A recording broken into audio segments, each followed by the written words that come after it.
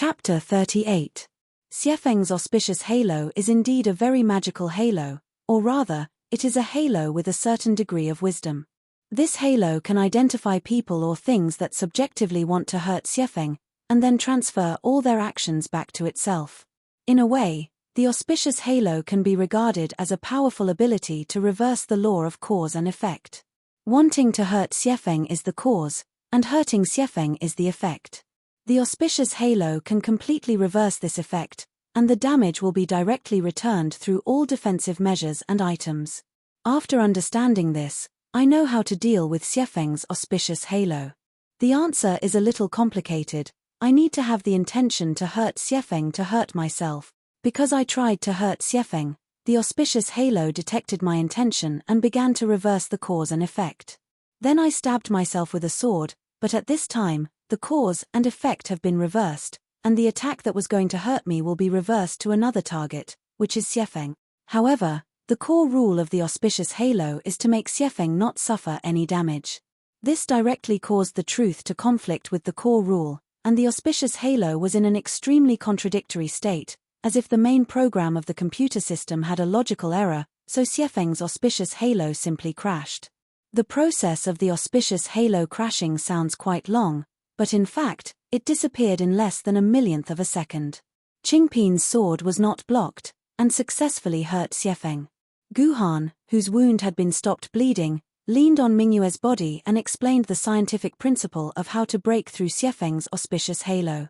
Guhan had tried his best to make it easier to understand, but Ning and Song Hammer, these two children with low IQ, were still confused and could not understand. Only Mingyu fell into deep thought, clearly understanding the meaning of Guhan's words. Can I understand it this way? Mingyu tried hard to summarize the thoughts in her mind. Keeping the intention to hurt Xiefeng will only hurt yourself. Only by keeping the intention to hurt yourself can you hurt Xiefeng. Some of the details of the logic are not correct, but overall, that's what I mean. Guhan nodded affirmatively. So, Sour Popsicle, you stabbed yourself in the stomach and skewered snow wind on your sword like a mutton kebab? Song Hammer snapped after hearing Bright Moon's explanation. He vaguely understood what Bright Moon was trying to do. There's no other way. This is the only way to harm Xuefeng. Guhan chuckled when he saw the dissatisfaction on Song Hammer's face. It's no big deal. This is a game. You can revive even if you die. Besides, it's just a small puncture wound. Don't talk to me about the game. If this was in real life, you wouldn't hesitate to do the same, right? Song Hammer stood up angrily and kicked Guhan. You lunatic. You will die by your own hands one day. Dying in my own hands is better than dying in the hands of Yuan Ku. Guhan muttered to himself. Ship girl Xiefeng surrenders to Mr. Military Governor. After a short rest, Jiyu Han and Blizzard's HP had basically recovered to full. Even the holes in their stomachs had healed up to the point where not a single trace could be seen. However, Xiefeng was an honest child. It immediately surrendered to Guhan and became Guhan's captive. System notice: Ship girl Xiefeng has surrendered. She is invincible and cannot attack Ship girl Xiefeng. This is Xiefeng's dimensional brocade box. Please keep it safe, Mr. Military Governor. Xiefeng respectfully handed the dimensional brocade box to Guhan. Guhan then handed it to Mingyu. Open it. Just remember to distribute according to the agreement. Understood. Bright Moon of that year did not decline. She readily opened the dimensional brocade box and quickly took out the first reward, a large stack of red notes. 1, 2, 3, 4. Mingyu skillfully rolled up the notes and counted them. There's a total of 100 notes. That's a total of 10,000 renminbi.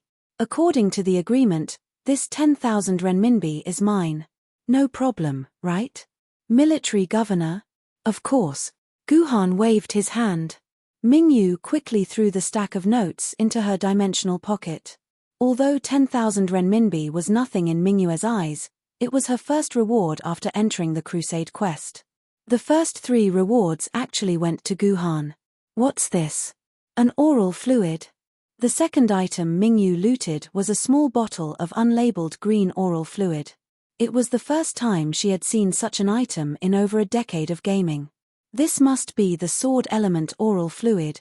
Seeing this item, Guhan tried hard to recall and found a record of this oral fluid from a post on the forum. This is the sword element oral fluid that can only be obtained from the 8-city swordsmanship tournament. Mingyu happily held it in her hand and looked at it. This is the first time I've seen it. I didn't expect this to be dropped from a crusade quest. Hey, Mr. Military Governor, can you keep this oral fluid for me? The sword element oral fluid was similar to the sword element pill and sword element pill. It was an item that could increase the user's sword element points after consumption. However, unlike the sword element pill and sword element pill, the sword element oral fluid was an item that could only be obtained from the 8-city swordsmanship tournament. The 8-city swordsmanship tournament was held once every 15 years. The last time the sword element oral fluid appeared was 15 years ago. It was no wonder that Mingyu had never seen this item in her 10 years of gaming. Guhan had never seen the sword element oral fluid drop from a crusade quest even after going through millions of posts. It's probably because I entered a strange storyline that I obtained this item. Guhan could only guess. Hey, this oral fluid, can I keep it? Mingyu of that year nudged Jiyu Han's back and asked again. Sure. Guhan thought about it. You can exchange it for 5 times the sword element pill. Jiyu Han was a pragmatist. Although the sword essence oral solution that dropped in the mission was very rare, compared to the sword essence pill that was worth 5 times the amount, it was nothing. Cheapskate. Who's going to exchange it with you? Mingyu stomped her foot. She was very dissatisfied with Guhan's attitude of not knowing how to be tender to the fairer sex. Anyway, the 8-city swordsmanship tournament is going to start again next month. When that time comes, I can easily get a dozen. Here, take it. Mingyu turned her head and handed the sword element oral fluid over, hoping that Guhan would find his conscience and be willing to give it to her. In the next second, Mingyu's hand was empty. The bottle of oral fluid was taken by Guhan and he drank it on the spot. It's sweet and fruity. Faced with Mingyu's resentful eyes, Guhan said. Sword element oral fluid, green, untradeable, unbound. Effect, permanently increase 100 quarks of sword element after consumption. Usage restriction, no restrictions. Bah, heartless. To think that I even gave him a scabbard. This guy can forget about getting anything from me in the future. Bright Moon of that year muttered as she took out the next item from the dimensional brocade box. What's this? A fruit knife. Since when did the sword lady have a knife in the game? This time, Mingyu took out a dark green knife that seemed to be made of precious jade. It was the size of a fruit knife. This is green silk slash. Guhan took a deep breath. This woman's luck was a little too heaven-defying. She actually got a green silk slash. What, you said this is green silk slash? Mingyu was dumbfounded. She stared blankly at the knife in her hand. She couldn't believe that she had actually gotten the legendary green silk slash. If this was posted on the forum, the entire game would be shaken. Countless big shots would kneel down and lick her, just to get the green silk slash. Sour popsicle. What's green silk slash? Why did Big Sis and Anran look so scared? Not long after entering the game, Song Hammer, who did not know much about the game, asked Jiyu Han. Green silk slash is an item that can only be used once. It can sever the fate between the wielder and the sword lady. It can perfectly cut off the sword mark in the wielder's body without harming the wielder's Zifu. In other words, it can completely sever the relationship between the wielder and the sword lady, allowing the wielder to return to a state without any synchronization with the sword lady. Sounds pretty powerful. Song Hammer scratched her head, but isn't losing the sword lady a terrible thing? What's there to be happy about?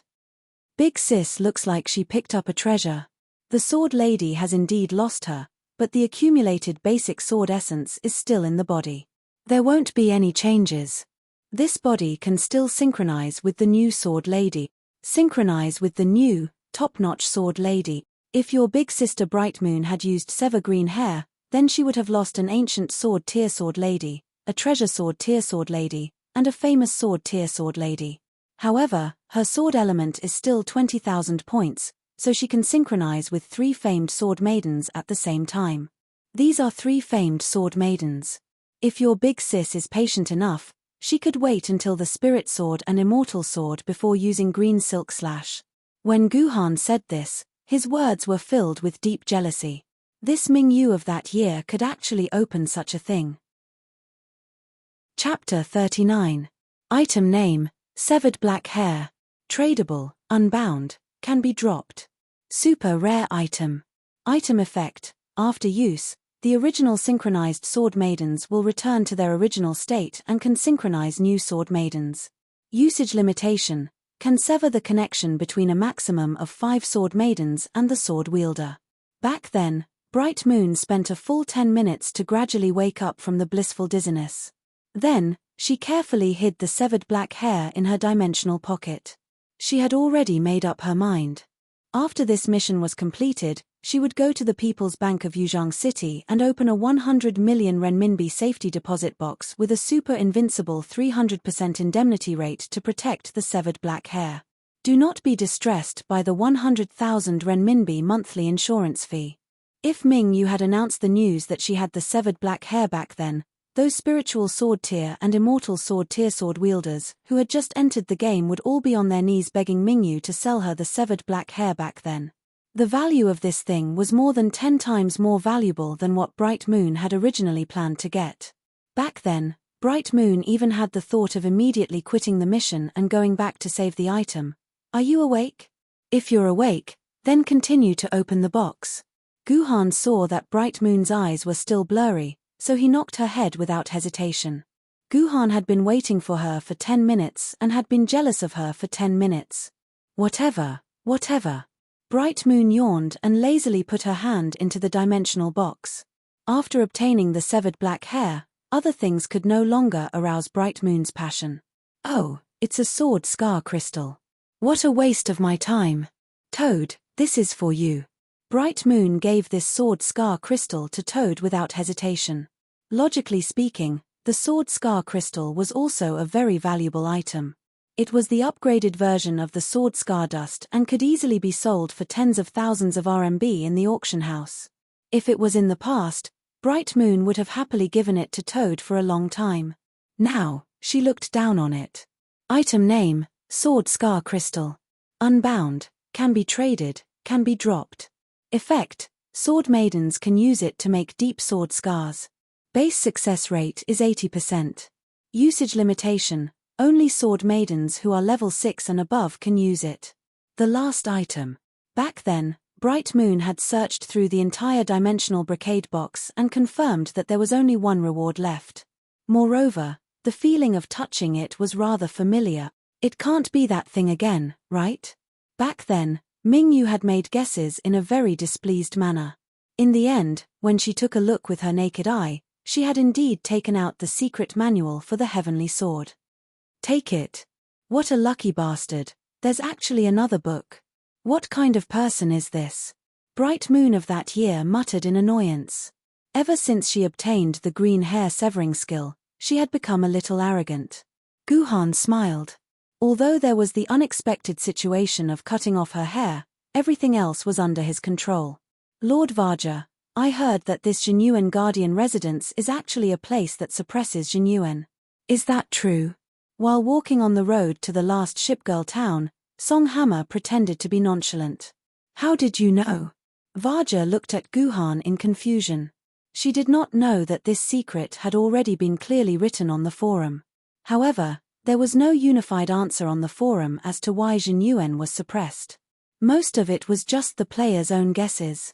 Yes, this is the Guardian residence that was specially built to suppress Jinyuan.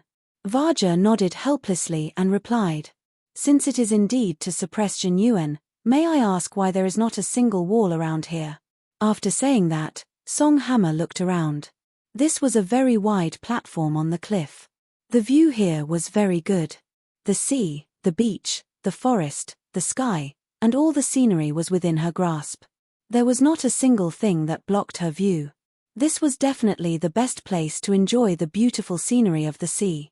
However, for prisoners, this place was a little too easy to escape from.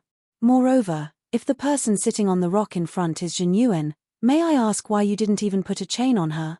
Guhan continued to complain. At the very front of the cliff, there was a huge rock standing on it. And on this huge rock, there was a beautiful woman in black sitting there quietly. There were no handcuffs, chains, or charms on her body. There was nothing that could be imagined that could trap her. In this regard, Mingyu and the others also expressed their curiosity and confusion, hoping to find out the truth from Vaja. Forget it, it's not a big deal to tell you. Vaja could not stand Song Hammer's repeated questioning and said, actually, including His Majesty the Sea Emperor, no one really wants to suppress Lady Jinyuan. Lady Jinyuan can also leave this place at any time, and no one will stop her. It's just that she is unwilling to leave this place. Why is that? Song Hammer could not understand. Would someone take the initiative to suppress her? Unfortunately, no matter how Song Hammer asked, Vaja was unwilling to answer this question. F***ck, there must be an unforgettable love story behind this. Women were born to love gossip. And Ning, who had her ears pricked up, only heard a few dozen words from Vaja, and her mind was filled with millions of words of a touching love story, perhaps. Guhan stopped and clapped his hands. Let's think about how to defeat and capture this Jinyuan general first. Vaja, who are these people? I saw you guys fighting on the cliff, why did you come here? This was a somewhat cold and somewhat annoyed voice. It felt like an imperial concubine who had stayed in the cold palace for more than 10 years. As soon as the voice fell, Jinyuan, the ship girl in a long black dress, appeared in front of everyone. In this world, there is actually such an outstanding person. Seeing Jinyuan's face, Mingyu could not help but have this thought back then. Soon after, she felt ashamed for the first time in her life. For a long time, whether it was in the game or in reality, Mingyu had left the deepest impression in her circle with her peerless beauty. This impression was so deep that whenever someone mentioned Mingyu, they would think of how beautiful she was, not how powerful she was. Mingyu was even a little annoyed by her beauty. She felt that if she was a little uglier, then others would recognize her ability more, and not her useless appearance. Until now, when she saw Jinyuan's face, Mingyu suddenly felt very unhappy. She began to hope that she was a little more beautiful, and the idea of hoping for others to recognize her strength had long been thrown away in Java. To paraphrase a saying, AB*TCH was a hypocrite. I didn't want them to disturb you, but Xiefeng and I were both defeated and captured, so I had to bring them here, Vaja replied unhappily. Even Xiefeng was defeated. Jinyuan was taken aback, but she quickly recovered her cold and indifferent expression. Forget it, a defeat is a defeat. No matter who it is, they will be defeated sooner or later, just like me. His Majesty the Sea Emperor has never been defeated. Vaja retorted, unconvinced by Jinyuan's words. He's just a joke. Jinyuan showed a trace of resentment, but he immediately concealed it. Since these people are here, they must be here to defeat me. Well, I've been a little bored recently, so I'll play with you guys. As soon as Jinyuan said that, there was a flash of light behind him and a massive, majestic ship Maiden that looked like a prehistoric behemoth floated behind Jinyuan. My Emperor Sword of Ether. Is this really the ship's equipment? Except for Guhan, everyone was so frightened by the terrifying ship's equipment that they almost sat on the ground. Jinyuan's ship's equipment was more than 30 times larger than Vaja's human-sized ship's equipment. A rough estimate showed that there were hundreds of cannons of different thicknesses installed in various parts of the ship's equipment. What was even more terrifying was the center of the ship's equipment, where there was a super electromagnetic gun, which was thousands of millimeters long and constantly emitting blue electromagnetic sparks, facing everyone. Back then, Mingyu believed that the super electromagnetic gun only needed one shot to turn the entire cliff into ruins. Emperor Sword of Ether. The Jinyuan in the strategy only has 4 double-mounted cannons. What Mingyu didn't know was that the Jinyuan in the strategy was the original version of Jinyuan in the Beiyang era. The current Jinyuan had been modified by some unscrupulous sea emperor. Chapter 40. Hey, military governor, what level of Yuan Ku do you think this Jinyuan is? Back then, Bright Moon couldn't help but swallow her saliva when she saw Jinyuan's hundreds of cannons. It should be a little stronger than the dragon level, I don't know. The Zhenyuan in the forum is labeled as the Flood Dragon level, which is one level weaker than the dragon level. However, that was the Zhenyuan before the changes. No player has ever encountered the Zhenyuan after the changes, so there's no combat data that can be used to calculate its level. Guhan shook his head. Didn't you read that book? Did the book describe the Zhenyuan after the changes? Back then, Bright Moon asked. Yes. Thinking of the novel, Guhan's expression became very serious. It seemed that the description in the book was not good. According to the ability in the book, Zhenyuan's strength has probably reached the universe level. Universe level? Isn't that the same level as the Sword Maiden of the Immortal Sword tier? Back then, Bright Moon was so shocked that she couldn't close her mouth. What did this crusade mission mean? Was it asking a famed sword tier swordsman to bring a group of ancient swords and treasured swords to challenge the supreme existence of the Immortal Sword tier? Was there any balance in this game? Hey, military governor, you have a way to defeat her, right? With her ability, she couldn't think of any tactics or methods to defeat Zhenyuan. She could only hope that the man in front of her, who had always been creating miracles, could create another miracle. A way to defeat Zhenyuan? The military governor smiled bitterly. That's impossible. If this was the Zhenyuan before the changes, I have 100 ways to defeat her. However, this is the Zhenyuan after the changes. Even if Jiyu Jinfeng was here, he wouldn't be able to withstand a single volley from Zhenyuan. According to the description in the last military governor in the Shipgirl world, the Zhenyuan after the changes can cover every square meter of the battlefield. It's impossible to dodge. Also, her super electromagnetic gun, ICBM, electromagnetic beam more than 10 meters thick, and precision guidance of a square meter. How can we dodge it? Back then, Bright Moon didn't say anything. She bit her lips and struggled internally for a long time. Then, she confided in Guhan, military governor, how about I give up on the mission? A universe-level opponent isn't someone we can deal with. In any case, our rewards have far exceeded the value of this mission book. We've already earned enough. Give up. Is it enough? Hearing Mingyu's words, Guhan felt quite dissatisfied and coldly laughed. You're the one who's worth it. Cutting off your hair is indeed worth it, but what does that have to do with me? How can you say that? Back then, Mingyu had heard the sarcasm in Guhan's words, and the anger in her heart had been ignited. You've also obtained 2 secret manuals of the Heavenly Sword. Isn't that enough? Sorry, for me, this is not enough. Guhan said proudly. You idiot. Bright Moon of that year. You mother****. Guhan said. For some reason, the two of them, who were originally cooperating with each other, suddenly started arguing. Moreover, their voices were getting louder and louder, and the argument was getting more and more intense. Their faces were red, and they wanted nothing more than to fight for 300 rounds. What are the two of you arguing about? Are you going to capture me or not? Zhenyuan, whose head was hurting from all kinds of obscenities, shouted at the two of them. Sir Zhenyuan, we're arguing about whether or not I can defeat you. Guhan said sincerely, as if he and Mingyu of that year were really arguing about this issue. Oh, so you think you have the ability to defeat me? Zhenyuan's cold face finally revealed a trace of a smile. He could finally find some fun in these poor days. Yes, Sir Zhenyuan. I think that under certain conditions, I can indeed defeat you. Guhan's expression was very serious. What conditions? Zhenyuan's curiosity was ignited, and he asked. But he didn't know that he had unknowingly fallen into the trap that Guhan had set up.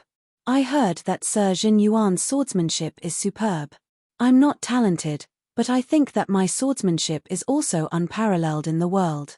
Therefore, I'm willing to seek advice from Sir Zhenyuan on pure swordsmanship. Guhan finally revealed his fundamental purpose. You want to compete with me on pure swordsmanship? Zhenyuan was stunned for a moment, and then 100 flowers bloomed on his face. His already peerless face smiled even more beautifully. I couldn't ask for more, Zhenyuan said. As the saying went, when the Jade Emperor closed a door for someone, he would open a window for him.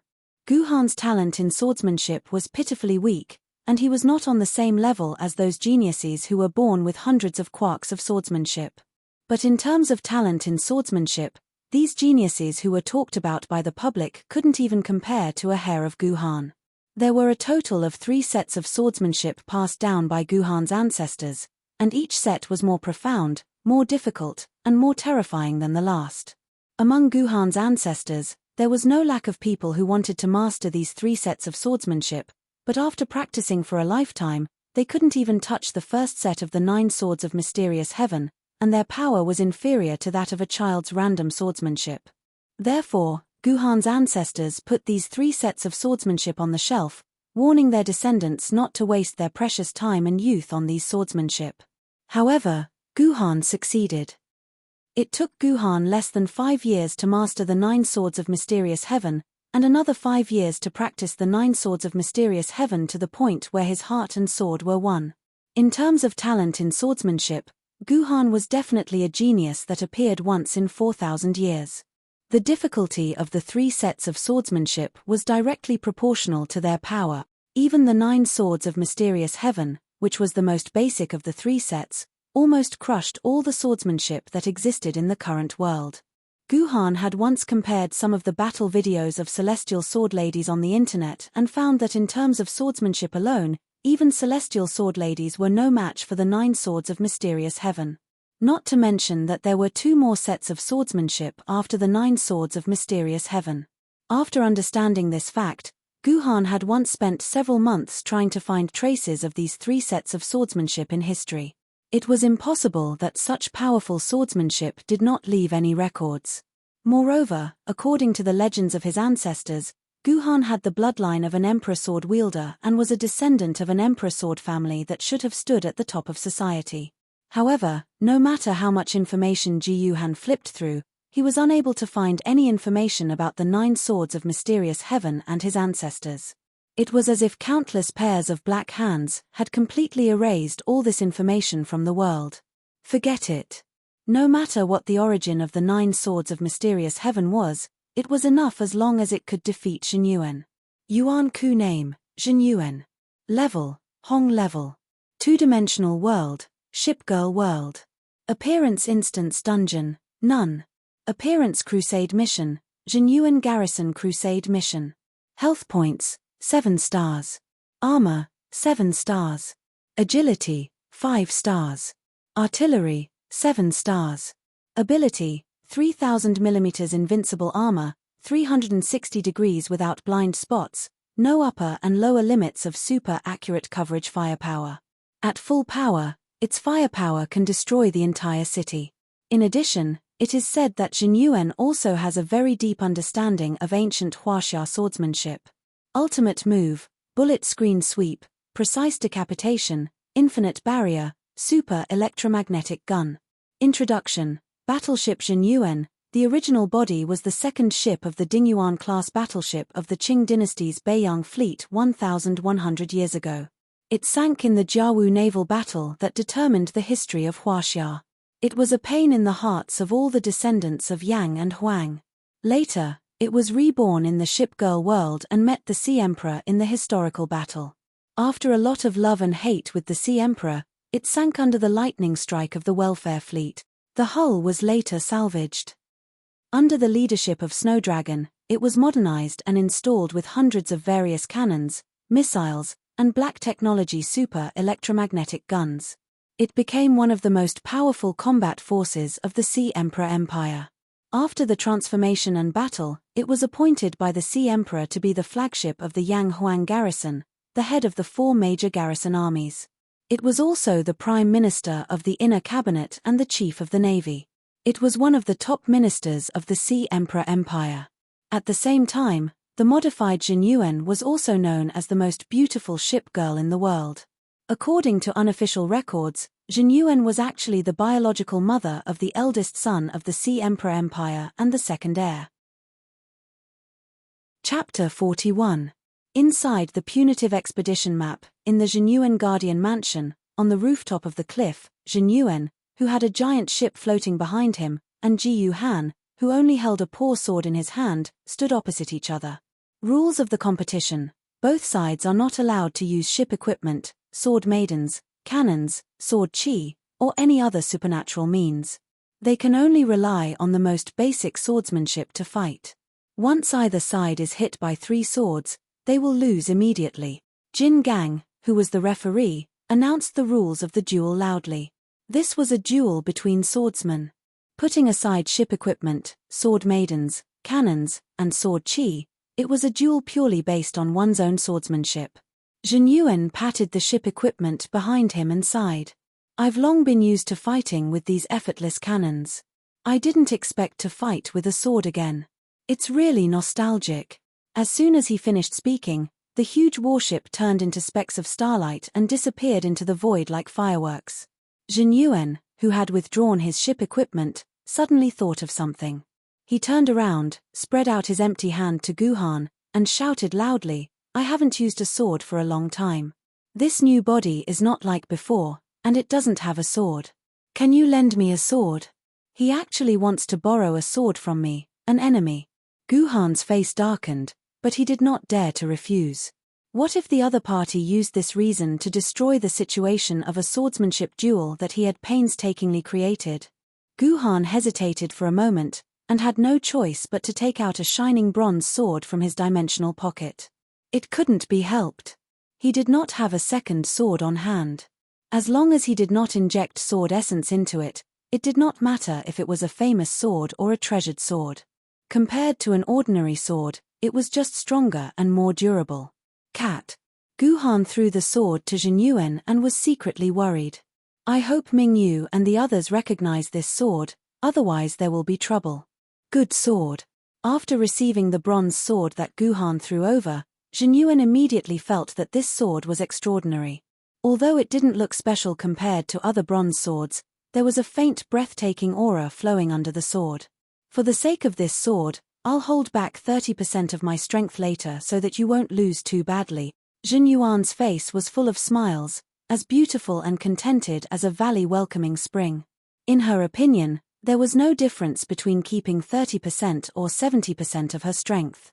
It was more than enough to deal with this arrogant human. No need.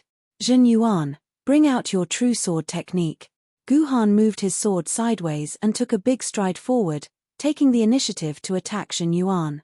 I also want to know how strong my swordsmanship is. Big sister.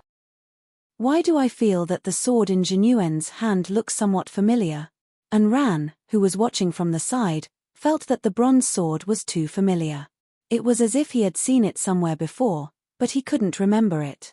It should be a replica of the King of Yu's Gojian sword. Looks like he's a fan of the Queen of Yu. This sword replica isn't cheap. Back then, Ming Yu had recognized that this was the King of Yu's Gojian sword. However, she had never imagined that this King of Yu's Gojian sword would belong to Guhan's sword maiden. Instead, she took it for granted that it was a replica that Guhan had bought to admire. This was very normal. Many swordsmiths' main income came from forging 100% similar replicas of famous swords, even though creating artificial sword maidens was their job. This man is so strong. This was the sigh that came from the bottom of Zhen Yuan's heart 3 minutes after the battle with Guhan began. She had never thought that this human would be so strong in terms of swordsmanship, to the point where he was on par with her. Zhen Yuan had long since taken back the words he had said during the meeting, such as holding back 30% of his strength.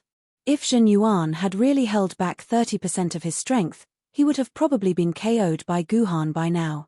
Zhen Yuan's sword technique came from a famous swordsman during the Northern Ocean period. At that time, there were still many masters in China's martial arts festival. When the Qing dynasty entered the pass, they also snatched many sword technique manuals and stored them in the palace's treasury. After finding out that Zhen Yuan liked swordsmanship, Li Hongzhong asked for a lot of imperial family's secret manuals from Empress Dowager Cixi and invited a swordsmanship master to teach Zhen Yuan swordsmanship. In addition to Zhen Yuan's high talent in swordsmanship, the 3 of them combined to form Zhen Yuan's invincible swordsmanship. After practicing swordsmanship in Zhen Yuan for 2 years, the swordsmanship master who taught her resigned in shame. When she visited Fusang's naval base several times, she beat up all the shipgirls in Fusang. That shipgirl Taketori, who claimed to have inherited Kagaya's swordsmanship, was also defeated by Jin Yuan. From then on, she was no longer willing to mention anything related to swords. However, with the continuous development of cannons, the battle between the warships had become a situation of firepower and planes exploding. There was no room for swordsmanship in a naval battle. The era of people like Ji Yuan, who relied on their own swordsmanship to collide with the opponent and even perish together, was no longer there. Returning to the main topic, Jin Yuan and Gu Han exchanged dozens of moves in a row and used some of their trump cards, but they gradually fell into a disadvantage. They were suppressed by Gu Han's sword momentum step by step and were in a disadvantageous situation. There's a chance. Suddenly, Jin Yuan saw a flaw in Gu Han's movement. Eager to turn the situation around, she did not think too much and immediately attacked that flaw. Good timing. Gu Han exclaimed in his heart. He did not expect Jin Yuan's swordsmanship to be so powerful that it was almost on par with his. Fortunately, his mind was not flexible enough and he could not tell that he had deliberately exposed this flaw. Jin Yuan did not expect that the flaw that he saw as a way to turn the situation around was deliberately exposed by Gu Han. When he swung his sword, Gu Han, who was already prepared, dodged it. However, his back was exposed in front of Gu Han, and his clothes were cut by the other party's sword. Jin Yuan, you've been hit by a sword. King Kong hurriedly announced the result. Jin Yuan, who had been struck first, began to panic. When he attacked again, his entire sword momentum was like a ferocious tiger that had been released from its cage. He attacked everywhere and used killing moves. Coupled with Jin Yuan's inexhaustible physical strength as a ship girl, the entire situation was reversed in an instant. Jin Yuan was suppressing Ji Yu Han, and Ji Yu Han was in a disadvantageous position. I'm a little excited. This is the first time I've encountered an opponent who can suppress me head-on. Gu Han felt that his blood was already burning. In the future, when he practiced swordsmanship, many of the basic swordsmanship that he did not take seriously and did not practice well would be completely exposed. The 9 Swords of Mysterious Heaven was not a simple swordsmanship technique. Almost all of the 9 swords relied on sword elements and sword chi to launch moves. Swordsmanship was only the foundation and was hidden in each sword move. Usually, it was covered by various powerful sword chi skills, so Gu Han did not pay much attention to it. This time, with the help of Jin Yuan's pure swordsmanship, Gu Han honed these parts that he usually neglected. Gradually, as these details that he usually ignored were honed more skillfully and meticulously, Gu Han's swordsmanship became more and more perfect and difficult to target. On the other hand, Jin Yuan slowly felt that the situation was developing in a bad direction again. He vaguely felt that he could no longer suppress his opponent. If his opponent had used a cunning trick to defeat him, then his opponent had now begun to surpass him in strength and suppress him. At this moment, his opponent was starting to surpass him in terms of strength and suppress him. It was like Mount Tai was pressing down on him, gradually pressuring him to the point where he couldn't breathe. Ah! Jin Yuan shouted and suddenly attacked 3 times at an extremely fast speed. Each strike was faster than the last, and each strike was aimed at the same place. This was Jin Yuan's most powerful move, the 3 strokes of Plum Blossom. Although the name sounded a little vulgar, it was the most powerful move in the Qing dynasty's ancient books. Good. Gu Han could also see the danger of this move and knew that victory or defeat depended on this moment. As he concentrated, he felt that the entire world had stopped for a moment. Clang! Qingpin's sword struck the Yu King's Gojian sword. The Yu King's Gojian sword let out a sad cry and deviated from its original path. Taking advantage of this opportunity, Gu Han took the opportunity to attack and left another sword mark on Jin Yuan's shoulder. I'm done. Jin Yuan threw the Yu King's Gojian sword away and waved his hand. His charming face was full of exhaustion. It was mental exhaustion. For a powerful ship girl like her, the intensity of this battle did not consume much of her physical strength. There's still one more strike. Gu Han did not want to take advantage of Jin Yuan. I'm done.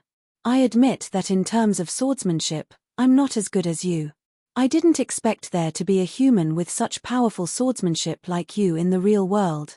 Didn't I hear that you humans have forgotten how to use a sword ever since you had a sword girl? Jin Yuan waved his hand. When Guhan heard Jin Yuan's words, he suddenly felt that something was wrong. There seemed to be some great secret in this sentence. This is for you. Jin Yuan took out a dimensional brocade box and threw it to Guhan. This is what you want, right? It's rare for you to skip work, but you're going back early. King Kong, Xiefeng. We should go back. Jin Yuan waved at King Kong and Xiefeng, then turned to look at Guhan. If there's a chance, I'm looking forward to fighting you again with my ship's equipment. Of course, it'll be on the sea. After saying that, Jin Yuan tapped the air slightly and disappeared in front of Guhan. Don't. Jin Yuan, King Kong, I still want to play more. King Kong shouted. Seeing that Jin Yuan had left, he made a face at Guhan and also disappeared. Goodbye. Xiefeng also waved at Guhan and also disappeared. System prompt, Jinyuan Guardian Mansion Crusade quest completed. The quest map will close in 10 minutes. System prompt, Jinyuan Guardian Mansion Crusade quest completed. The quest map will close in 10 minutes. Chapter 42. For Mingyu and the others, who were watching the battle from the side, the victory was so sudden and unbelievable. The swordsmanship contest between Guhan and Jinyuan had completely exceeded the understanding of Mingyu and the others. Their eyes could not capture Guhan and Jinyuan's movements at all. Often, when they saw where Jinyuan's sword was, it would be blocked by Guhan's swift figure in the next moment. The battle scene between the two of them was so dazzling that people couldn't even look at it directly. It was really impossible to look at it directly. Back then, Mingyu only looked at it for less than 10 seconds before she felt her eyes turning red and dry, her pituitary gland turning into a ball of paste, and her brain starting to explode with pain. Back then, Mingyu imagined that if she was on Jin Yuan's or Ji Yuhan's side, it would not even take 3 seconds for her, who could not even see where the sword was, to be chopped into a pile of minced meat by her opponent. Therefore, when Jin Yuan suddenly announced that he had lost and disappeared from the crusade mission with the ship girls, Mingyu and the others did not react at all. Their minds were still filled with the intense scene of swordsmanship. It was not until Guhan threw Jinyuan's dimensional brocade box to Mingyu that she realized that she had already won. The crusade mission of Jinyuan Guardian Mansion had been completed. Although the victory came a little abruptly, the reward was not discounted at all. In fact, it was far more than Guhan had imagined. From the dimensional brocade box given by Jinyuan, Mingyu had obtained a total of 12 items, which was more than what King Kong and Xiefeng had given her combined. It was indeed worthy of being the last superboss of the crusade mission. Among these 12 items, the most numerous and least valuable one was probably the RMB. There were 4 dozen of RMB worth 10,000 yuan per dozen, which accounted for 1/3 of the 12 items. Originally, these 4 dozen RMB should have belonged to Mingyu's side, but under Mingyu's insistence, the 4 dozen RMB were divided equally on the spot at 10,000 yuan per person. The second was the essence sword pill. There were 3 purple essence sword pills. Each pill could increase the value of 100 quarks of essence. Compared to the blue essence sword pill that had been obtained from King Kong, it could increase the value of 10 quarks. This purple sword pill that could increase one's strength by as much as 100 quarks was very rare in the game world. Essence sword pill, purple, tradable, not bound. Effect: permanently increases 100 quarks of sword essence after consumption. Usage limit: each player can take a maximum of 1 essence sword pill per day. Each player can take a maximum of 100 essence sword pills per day. Taking more than that will be ineffective. In the game world, there was a limit to the number of sword essence pills that could be consumed. Purple and blue pills were the same. They could only be consumed at most 100 pills.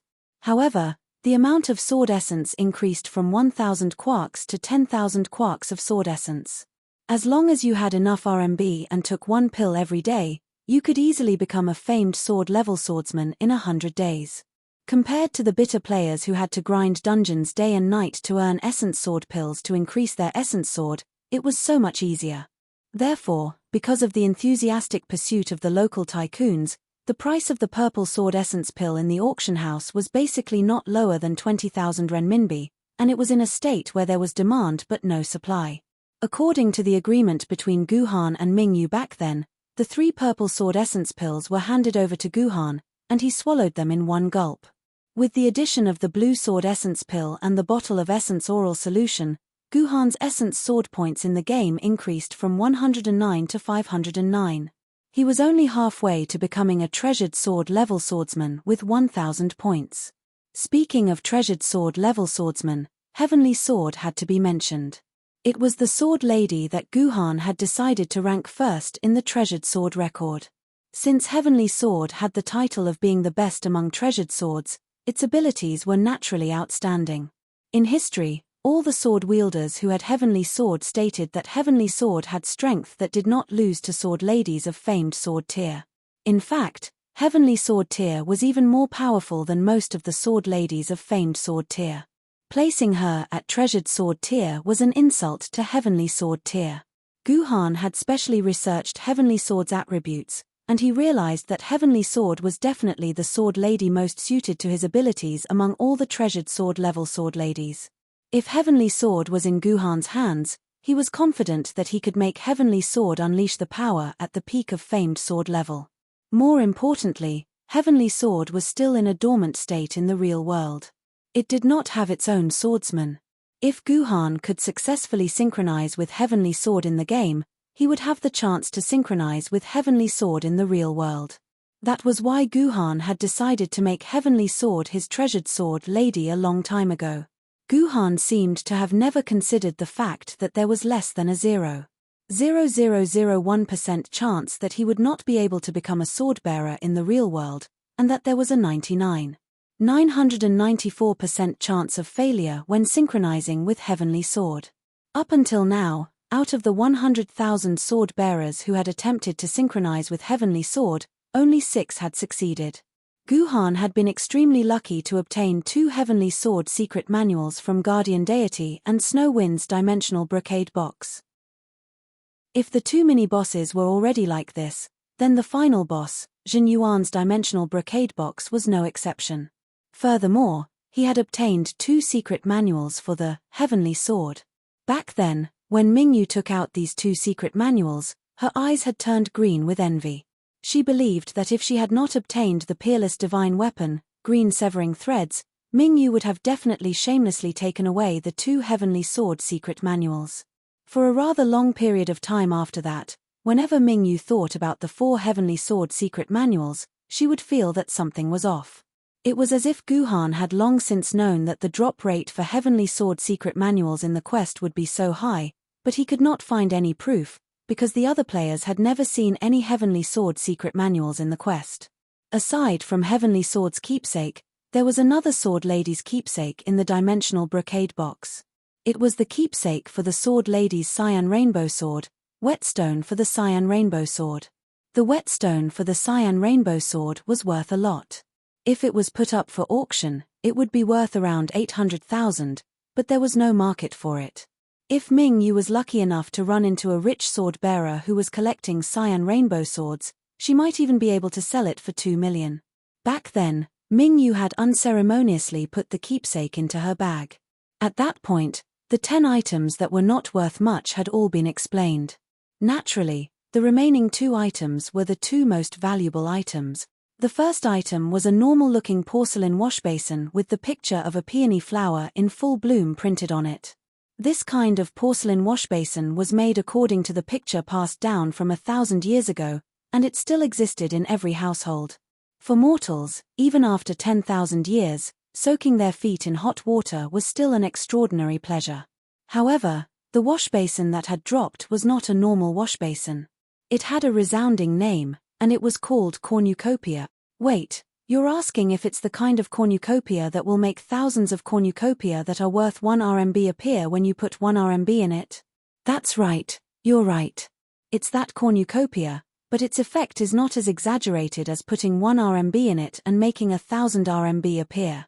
It can only be replicated once, and once it's replicated, it will immediately become useless. Cornucopia. Special item. Untradeable. Bound. Cannot be dropped. Effect. Perfectly replicates a game item of a certain strength. There is no difference between the replica and the original, and the effect is exactly the same. Usage restriction: can only be used once, one replica at a time. The value of the cornucopia depended on the sample that you put in it. If you foolishly put 1 RMB in it, then the cornucopia would only be worth 1 RMB. But if you put a Spirit Sword Maiden's keepsake in it, then this cornucopia would be worth a Spirit Sword Maiden's keepsake. Well, the Spirit Sword Maiden level was the limit of the cornucopia. If you put something that surpassed the Spirit Sword Maiden level, such as severed green hair, it would be impossible to replicate it. Ming Yu had confirmed this with severed green hair. After opening the cornucopia, Ming Yu hesitated for a while and gave it to Gu Han. In her words, without Gu Han, it would be impossible to defeat Shen Yuan, so this cornucopia was the reward that Gu Han deserved.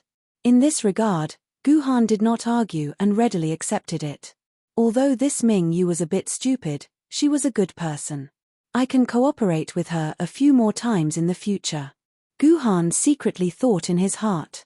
As a result, in the future, Ming Yu relied on her cooperation with Gu Han and obtained a lot of good things. This was something that Ming Yu never thought of when she made the decision to give up the cornucopia. There was another reason why Ming Yu decided to give the cornucopia to Gu Han, and that was the final item that Ming Yu opened, the fundamental reason that made Ming Yu enter this mission. Order to establish a sect. Special item. Tradable, bound, and can be dropped. Effect: use this order in the municipal building of the city ruins occupied by Yuan Ku to announce the establishment of a sect to the world. After successfully establishing a sect, you can occupy the city as your own sect. Hint: after using the order, a large number of Yuan Ku will come to attack the city. Please gather enough forces to join your sect to defend your city. Once the municipal building is captured, you and your sect will be greatly punished. Chapter 43. Establishing a sect was the biggest dream of every ambitious swordsman. They wanted to lead a group of powerful swordsmen to fight against the Yuan Ku who had occupied the ancient city. They wanted to take back the city that belonged to the humans and establish a new sect. They wanted to become a big shot who could influence the entire game world. If the influence of a powerful swordsman only existed in the game, then the influence of a sword sect could be extended to the real world. Then, the influence of a sword sect could be extended to the real world. At the very least, you could invite a cute female sword wielder from your sect to have a lovey-dovey activity in real life, wouldn't you? It was especially so for the existences known as the 10 Great Sword Sects. Their influence radiated to almost every corner of the world, be it politics, business, academies, military, or aristocratic families. The shadows of the 10 great sword sects could be seen almost everywhere. Or rather, the shadows of these great figures could be seen in the 10 great sword sects. It was not an easy task to establish a sword sect. Apart from recruiting powerful players, clearing the ruins of the city, and resisting the invasion of the Yuan Ku, the first step had already stopped the dreams of countless ambitious people who wanted to establish a sect. That was the Sect Opening Decree. The Sect Opening Decree was issued by the Human Council. It was the only legal proof of establishing a sect. Only by obtaining it could one establish a sect that was recognized by the system. For example, the small team that Ming Yu had formed was only for self-entertainment. The source of the Sect Opening Decree was quite wide. It could be obtained by clearing the Instance Dungeon and the Crusade Instance Dungeon. It could also be obtained by completing the tasks of the People's Committee of the Swordsmen. It could also be obtained by accumulating reputation points. It could also be obtained by killing the Yuan Ku in the wild. It could even be obtained by winning the lottery. From the looks of it, the production rate of the founding decree should be quite high. But in reality, the production rate of this thing was so low that it was touching. The probability of being crushed to death by a meteorite while walking on the road was even higher than the production rate of the founding decree. What was even more outrageous was that there was a limit to the number of sect opening decrees. Every year, a maximum of 3 sect opening decrees could be obtained. Once there were more than 3 sect opening decrees, one would not be able to obtain them from the system within the year. Due to certain reasons, Ming Yu was in desperate need of this sect creation token. She heard that the drop rate of the sect creation token was the highest among all the crusade quests, so she collected a large number of crusade quest books. In fact, Mingyu still had more than 10 new crusade quest books in her hands, but she never expected that the crusade quest book would drop on her first crusade quest book. It was simply infuriating to a certain comrade who had been fighting for 3 years for this token. Before they parted, in order to once again express her gratitude to Ji Han, as well as the fact that Mingyu was unable to complete so many crusade mission books back then, she simply gave 3 of them to Ji Han as a final reward. In the end, Ji Han did a total of 4 Heavenly Sword manuals, 1 Universal Scabbard Blue Snow, 1 Cornucopia, 10,000 megabytes, 410 quarks of sword elements, and 3 brand new quest books from the crusade. You shameless military governor! How dare you treat this king like this today? As soon as Ji Han returned to her sword tomb and released the sword maiden Yu Wang from her dimensional pocket, she immediately transformed into her sword maiden form, pointed at Ji Han's nose, and rebuked him angrily. This king is warning you, if you dare to put this king in your dimensional pocket again, this king will die with you even if I have to give up this consciousness fragment. Thinking of the humiliation she had suffered today, Yu Wang was so angry that she almost self-destructed her consciousness fragment on the spot. For the sword bearers in battle, other than the sword lady who transformed into her sword lady form, the other ship ladies remained in their sword forms beside the sword bearers. Some of these sword ladies were carried on their backs, some were hung on their waists, some were held in their hands, some were carried by sword slaves, and of course, some were placed in the dimensional pocket. It did not matter where they were placed. But for the sword ladies, there was a huge difference. Being held in the hands of the wielder meant that the wielder often used the sword. The strongest sword lady represented the highest respect of the wielder, and was the position that the sword ladies wanted to be in the most. For example, Mingyu's sunset sword had always been held in her hands, and she rarely put it down. However, the sword bearer usually had 2 or 3 sword ladies. Only 2 sword ladies could be held in their hand all the time. Moreover, holding a sword with 2 hands at the same time looked too stupid. Therefore, on the body of the wielder of the sword, there had to be another part of the body to protect the other sword maidens. The back of the sword wielder was a position that the sword wielder could not see. It was a position that could not be defended, and it was the biggest flaw. By placing the sword lady there, it meant that the sword wielder was the most at ease. The sword lady would be the most intimate with the sword wielder at all times. For the sword ladies, it was the best position after being held in the hand of the sword bearer. For example, Bright Moon's skin-shattering sword and cold iron sword were carried on her back. Then, the sword-bearers hung their swords on their waists. Fortunately, the sword-bearers came up with all sorts of theories, such as the waist was the most handsome position, the closest to their core, and the most convenient position to pick up. At the very least, the sword-bearers managed to coax the sword-bearers into reluctantly accepting the treatment of being hung on their waists. The above positions were all acceptable for the sword ladies. However, if any sword bearer dared to put their sword lady in the dimensional pocket, it would be an extreme insult to the sword lady. The pitch-black dimensional pocket where time and space couldn't be touched was the most hated place for the ship ladies. Being locked in there was the same concept as being locked in a dog cage. Therefore, as soon as Yu Wang returned to her sword lady form, she immediately rushed out. She couldn't wait to fight with Guhan and perish together to take revenge for the humiliation of being locked in the dimensional pocket. Apologies. I was afraid that if I left you outside, it would arouse the suspicions of Bright Moon's people. To a newbie like me, your existence is something that is hard to explain. Ji Han calmly gave a reasonable explanation. This made King Yu's expression slightly better, but it was still so dark that water could be squeezed out of it. Just this once. Yu Wang thought about it. In order to stay in this world, she decided to endure this humiliation. In the future, you are not allowed to put this king into the dimensional pocket again. Otherwise, this king will immediately self-destruct and perish together with you. Self-destructing a consciousness fragment was the saddest and most helpless choice for a sword lady.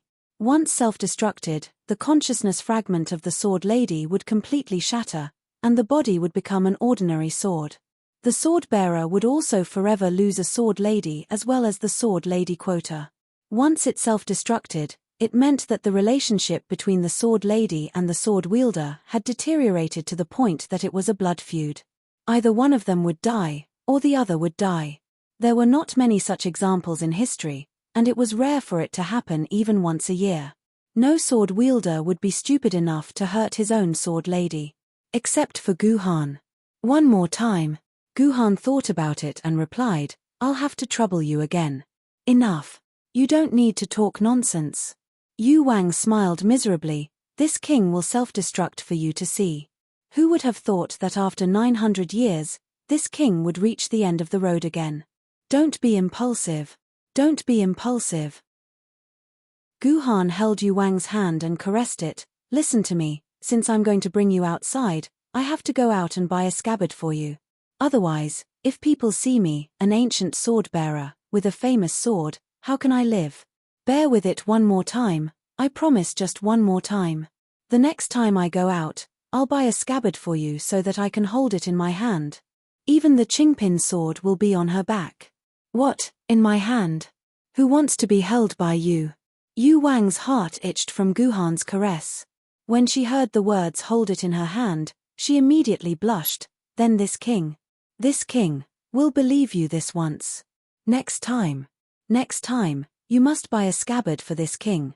Don't worry, this king.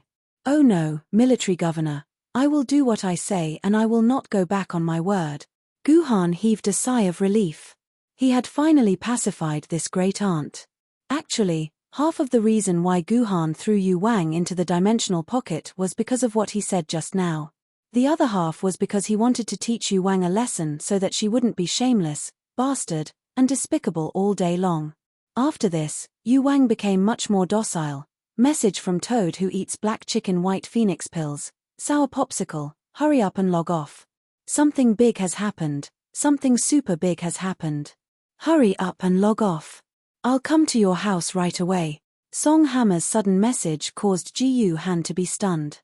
Just what had happened to make this fellow so anxious? I have something to do, so I have to log off. I've already opened the internet in the sword tomb. Go online by yourself and watch a movie. I'll be back in a while. Guhan threw down this sentence and prepared to log out of the game. Wait. Yu Wang suddenly grabbed Guhan's hand and stopped him from logging out of the game. What's wrong? There's one more sword that's very important. Yu Wang's expression was serious. Although this king still doesn't recognize you as this king's sword wielder, if you dare to throw this king to another woman and let another woman use this king will immediately self-destruct. There won't be a next time. Guhan moved his head to the side of Yu Wang's head and rubbed his face against hers as he whispered in her ear. Chapter 44. Tell me, why did you call me out all of a sudden?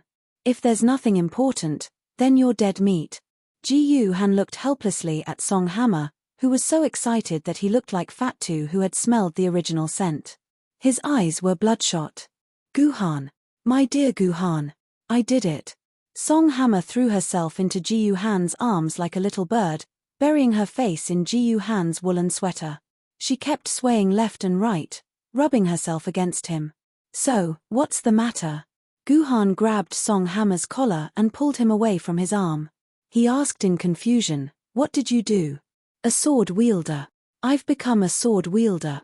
Song Hammer's excited voice began to tremble. I know you've become a sword wielder. You became a sword wielder a month ago. Now, I'm also a sword wielder. Everyone who enters the game is a sword wielder. What's there to be excited about? Guhan could not understand why Song Hammer was so excited. It's not a game, Guhan. It's not a game. Song Hammer shouted, trying to break free from Guhan's control. It's not a game. Ji Yu Han was stunned for a moment, and the hand that was grabbing onto Song Hammer's collar unconsciously loosened, causing Song Hammer, who was caught off guard, to fall to the ground and eat his face. It's in the real world. In the real world. Guhan, I just went to the automatic coin-operated sword essence testing machine to check my sword essence value. Brother, I have 205 quarks of sword essence now. I'm qualified to go through the sword inscription ceremony. If I'm lucky, I'll become a sword wielder. Song Hammer rushed to Guhan's building the moment he heard the news. He wanted to share his joy with Guhan. Is that so? That's a big deal. Guhan snapped back to reality and forced a smile. He patted Song Hammer's shoulder and said, "Congratulations, brother. I'll treat you tonight. Let's go to Starbucks and have a natural pork feast. You can order whatever you want." "You're the one who said it." "Let me see. I want to eat stir-fried pork, pig head meat, and..." Song Hammer suddenly stopped thinking about delicacies. He had already discovered that something was wrong with his brother. "Guhan, why do I feel like you're not very happy? Are you jealous of me?" Song Hammer slapped his head hard. He finally realized where he had gone wrong. "Brother, I'm sorry. I didn't mean anything else. I just wanted to share something with you. I forgot about your situation. I'm a bastard, I deserve to die, I don't know what's good for me." "It's none of your business, Toad." Guhan sighed. "As your brother, I'm happy that you've become a real sword wielder. It's my fault. I shouldn't have let my emotions get to me." To be honest, Ji Han was indeed happy that Song Hammer could become a sword wielder. However, when he thought of his pitiful 9 quarks of innate sword elements and the fact that it would take him at least 5 years to accumulate 9,000 quarks of innate sword elements in the game before he could barely reach 100 quarks of innate sword elements in reality, how could Ji Han be happy? This was especially so when Song Hammer, who was just a normal person like Guhan, suddenly ran over and told him excitedly that he had become a sword wielder. How many people would be able to understand such a sorrowful feeling? Ding! You have a new message. Please check. This new message was not from Guhan, but from Song Hammer.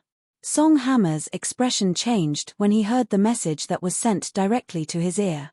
He said to Guhan, "Guhan, I have some urgent matters to attend to. You should go back first. I'll look for you at night and we'll go for Starbucks."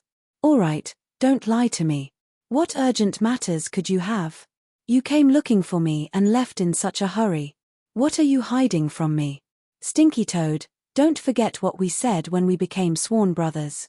Guhan pressed down on Song Hammer's shoulder. He was so strong that Song Hammer found it difficult to even move a single step.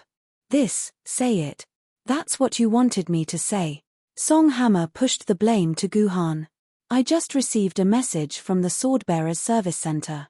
After I found out that I broke through 200 quarks of innate sword elements, I made an appointment for a constitution test at the service center. The message told me to rush to the service center within an hour to undergo the system's body test. If I pass, I can proceed with the sword inscription ceremony directly." "That's good news." Guhan tried his best to smile. "Why did you hide it from me? I was afraid that you couldn't take the shock of this news, Anne." Song Hammer muttered softly. How could I not take the shock of this news?" Guhan's grip on Song Hammer's shoulder tightened. Song Hammer's face instantly had a smile that was uglier than crying. Song Hammer suddenly felt that his head must have been bitten by a dog. That was why he came looking for Guhan, that damn pervert. "Hey, you came looking for me because you wanted me to accompany you to participate in this test and ceremony, right?" Guhan's smile was still bright. "No. Absolutely not. How could I dare to trouble Master Guhan? I'll go myself. Song Hammer's expression was even more fake than a lie. "Don't stand on ceremony. It's every best friend's job to experience the most important moment of their lives with their best friend. Let's go to the subway station. I remember the service center is quite far from here." "Okay. Haha. As long as you're happy." What else could Song Hammer say? Just accept your fate. The Swordbearer's Service Center was located in the center of the super base city, Yuzhang City. Apart from the outermost super large dimensional wall that covered the entire base city, there was a second, more powerful dimensional wall in the core area where the Swordbearer's Service Center was located. In other words, this was the safest place in the entire base city. The core area was directly under the management of the Yuzhang City Council. The entire city's management system and swordbearers, as well as the most precious sword pavilions and sword gardens, were located there. Apart from that, all the swordbearers' family members lived in the core area, enjoying a safer living environment and special allowances and care from the council. This was a benefit that only swordbearers could enjoy.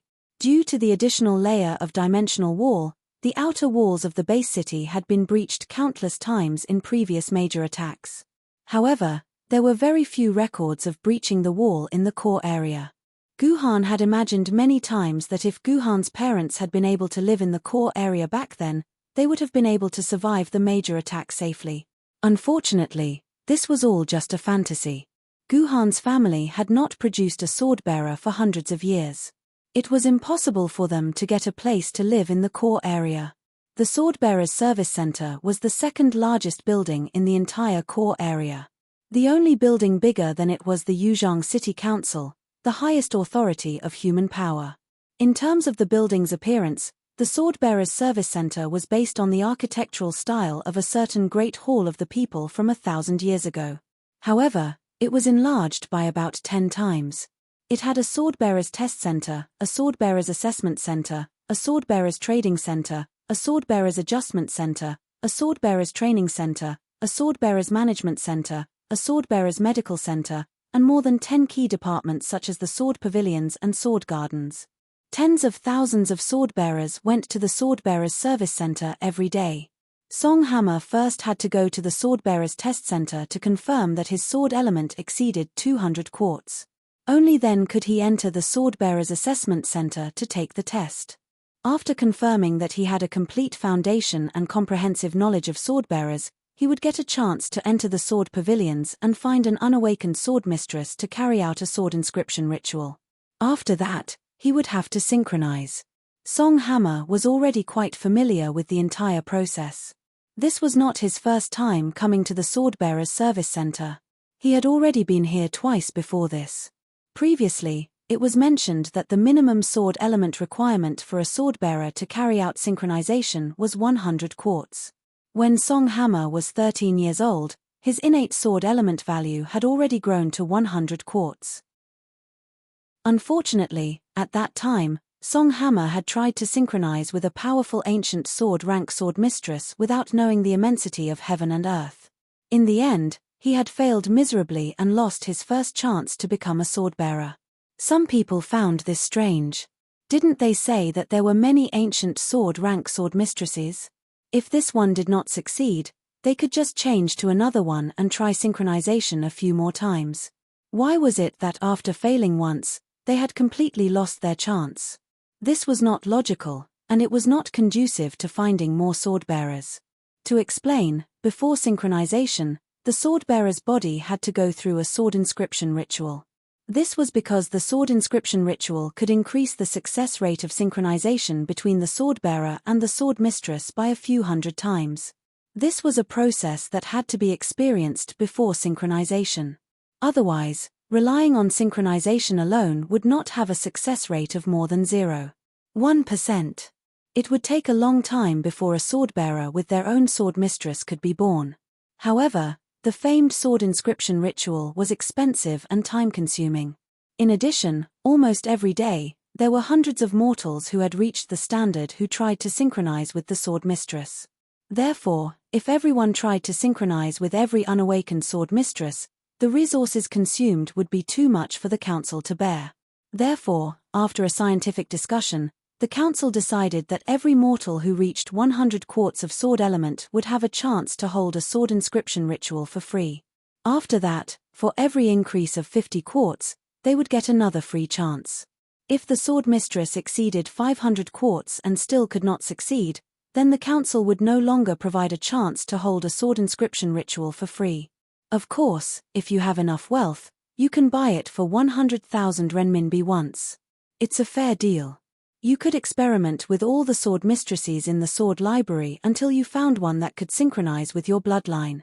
By the way, according to estimates, 95% of mortals who had more than 100 quartz of sword element would not be able to synchronize with the existing sword mistresses successfully. Otherwise, there would be more than a few 100,000 swordbearers among the billions of humans. Chapter 45. Name: Song Hammer. Age: 18 years and 1 month.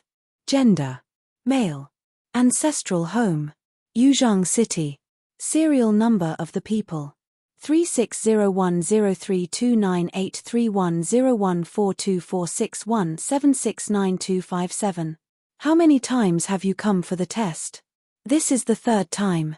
I just got 205 quarks from the coin-operated automatic sword essence detector today. The automatic detector still has a 3% error.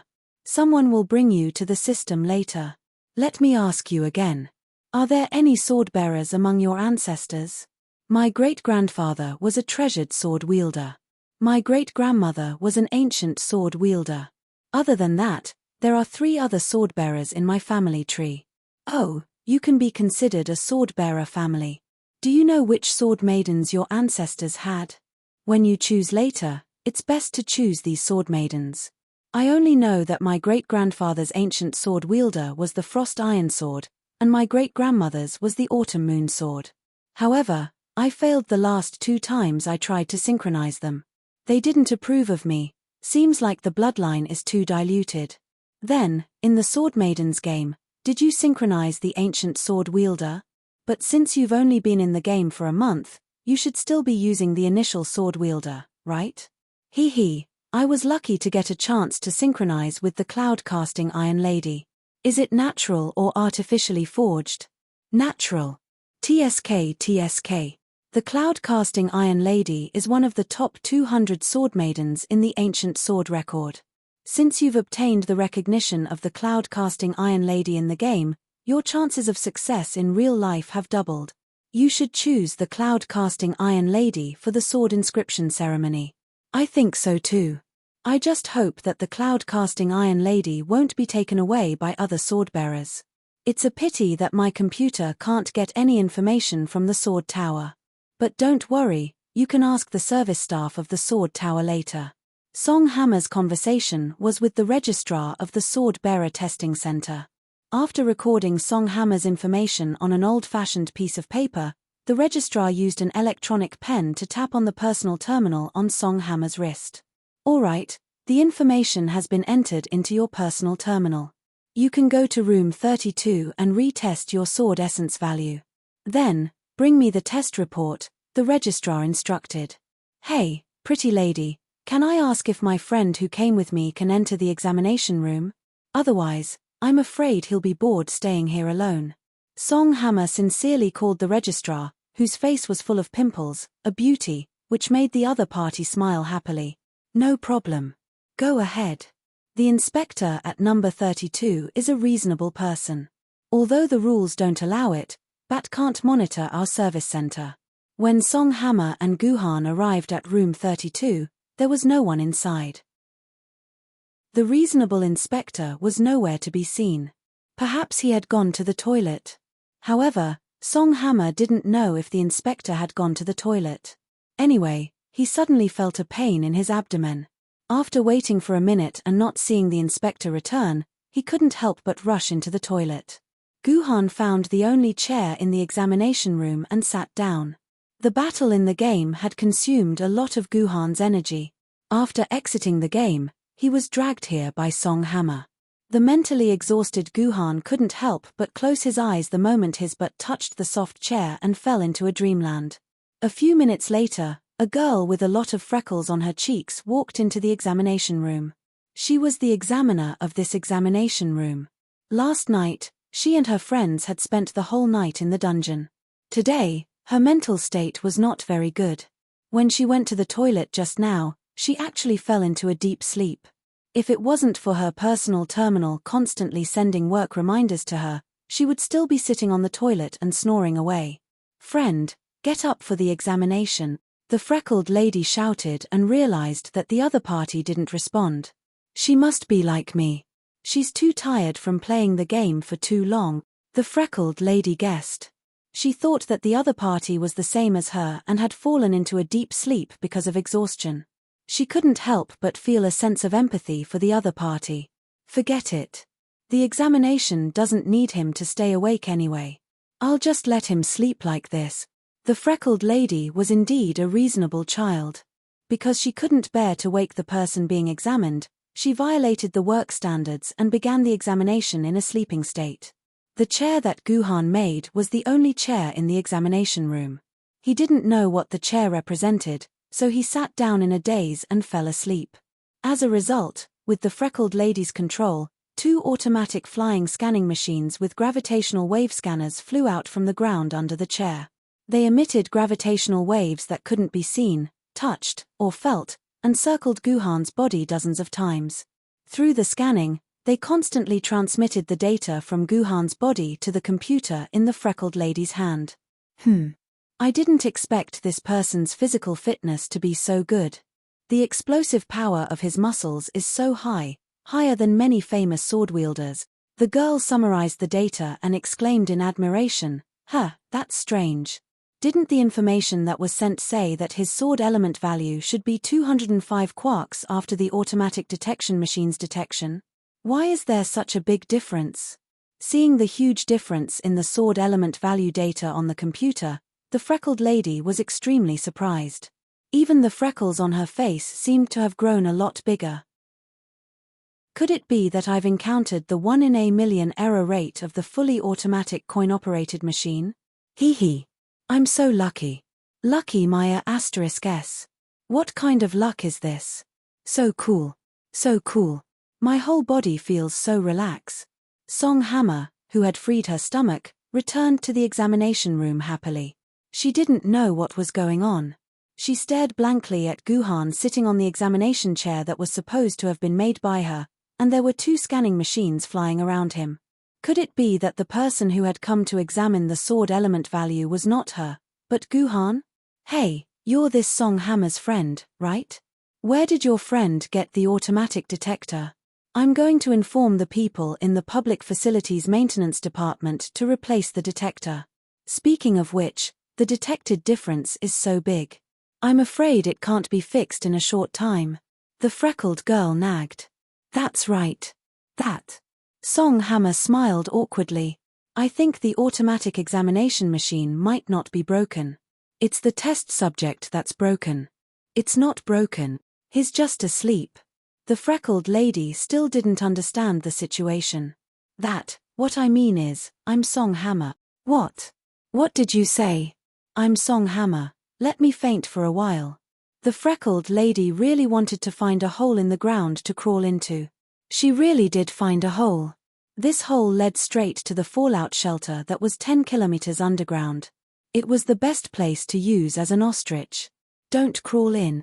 If you crawl in, who's going to test my sword element value for me? Song Hammer quickly grabbed the freckled lady's hand and pulled her out of the hole.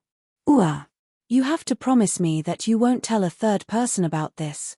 And your friend definitely won't tell a 4th person about this. The freckled lady said while sobbing. Suddenly, she realized that there were many things she could complain about in her words. No problem, I promise you. Song Hammer patted her chest and promised. What about your friend? The freckled lady asked worriedly. Don't worry. My friend and I are on the same side. He promises that he won't tell anyone about this. Song Hammer immediately promised on behalf of Guhan. All right, I'll destroy this information and create a new one for you. The freckled lady immediately smiled through her tears. She sat back in front of the computer and pulled up the information she had just entered, preparing to delete it. Let me see if my little Guhan has gained some weight. I feel like he's already 5 kilograms heavier than me. Song Hammer looked at the information on the computer screen maliciously. She had only planned to pay attention to the weight, but she suddenly saw a shocking number. Stop. Song Hammer grabbed the freckled lady's hand that was about to click delete to confirm and shouted, Don't delete it first. Wait a minute. With that, Song Hammer flew to Guhan's side and slapped Guhan's head hard. Bad news. Guhan. Bad news. Chapter 46. What's the big deal this time? Guhan felt the pain in his head. If there's nothing big, you're dead meat. There's no time to explain. Hurry up and take a look at this. Song Hammer grabbed Guhan's hand and pulled him from the chair to the computer screen. Look at it yourself. What's there to look at? What's there to look at? Although that was what he said, Guhan still looked at the datasheet honestly. He also discovered the problem with the sword element value. His expression instantly became serious and cautious. This isn't right. Song Hammer, why is your sword element value so different from 200 quarks? Is the automatic detector broken? It's still not right. Guhan was even more confused. Didn't you already hold the 150 quarks sword inscription ceremony last time? Why isn't there even 150 quarks this time? Could it be that after a few years, your sword element value has actually decreased? Decrease your sister. Do you think this is my, Song Hammer's, test report? Song Hammer knocked Guhan's head again. If it's not yours, then whose? Isn't your name written on it? Guhan clearly saw Song Hammer's name written on the name column on the form. Just because my name is written on it, it must be my test report? Who was the guy who was sitting on the test chair just now? Song Hammer said indignantly. Test chair. Guhan turned his head and looked at the only chair in the room that he had just sat on. His heart skipped a beat as if he had understood something. His voice gradually trembled. Are you saying that the chair I was sitting on was the test chair? That's right. That's the test chair. This test report is actually mine. Guhan swallowed deeply. My butt hasn't even touched that chair. If it's not yours, then whose is it? Song Hammer said. Then this sword element value number, this number. Guhan stretched out his trembling finger and pointed at the column showing the sword element value number on the screen. His whole body began to tremble. This number is Guhan's. It's yours. Sour popsicles. This is yours. Song Hammer could not contain his excitement. He laughed out loud with an exaggerated expression. Sour popsicle, you did it. You did it. You can become a sword wielder. You can really become a sword bearer. Guhan was so excited that he didn't even know how to speak. On the screen, in the column of sword elements, the number of 110 sword elements was extremely dazzling and eye-catching. It had been 12 years. It had been 12 years. The goal that Guhan had fought for 12 years and he thought he had completely failed had suddenly appeared in front of him in an extremely sudden and ridiculous way. Guhan had somehow reached the minimum requirement of a sword wielder, 100 quarks of sword elements.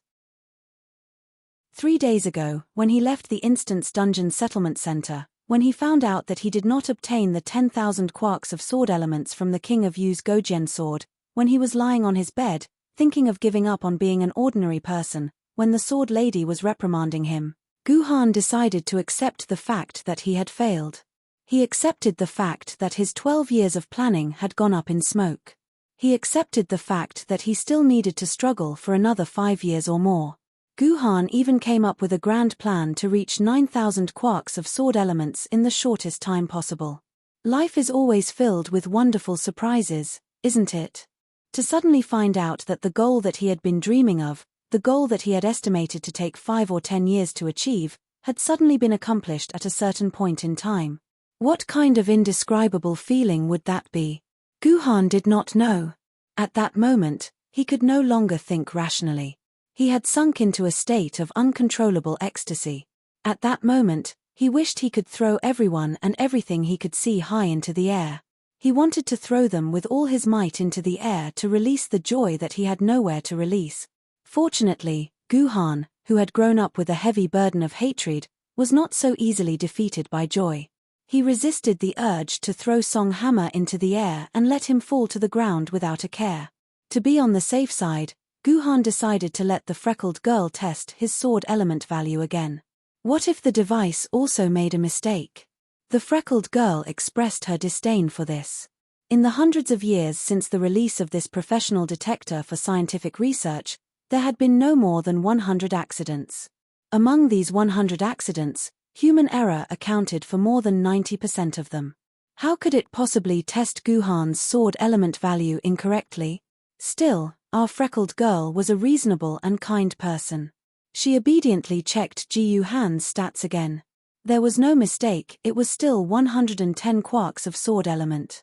Ji Yuhan had indeed reached the most basic standard for a sword wielder. After confirming it, it was finally Song Hammer's turn to test his sword element. After being mercilessly cut in line by Guhan twice, it was finally his turn to complete the test. After a precise and meticulous professional test, Song Hammer's sword element value was finally determined to be 204 quarks. It was 1 quark less than the 205 quarks of the automatic coin-operated sword element detector on the street. This was an acceptable margin of error. When he turned around, the excited Guhan went to the front desk to apply for the first sword inscription ceremony in his life. He was actually assigned to the same registrar as Song Hammer. Therefore, after the registrar completed the test procedures for Song Hammer, he also helped Guhan with the sword element test.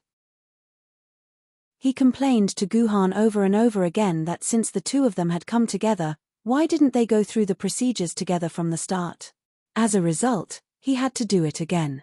What was even more coincidental was that Guhan was also assigned to test room 32.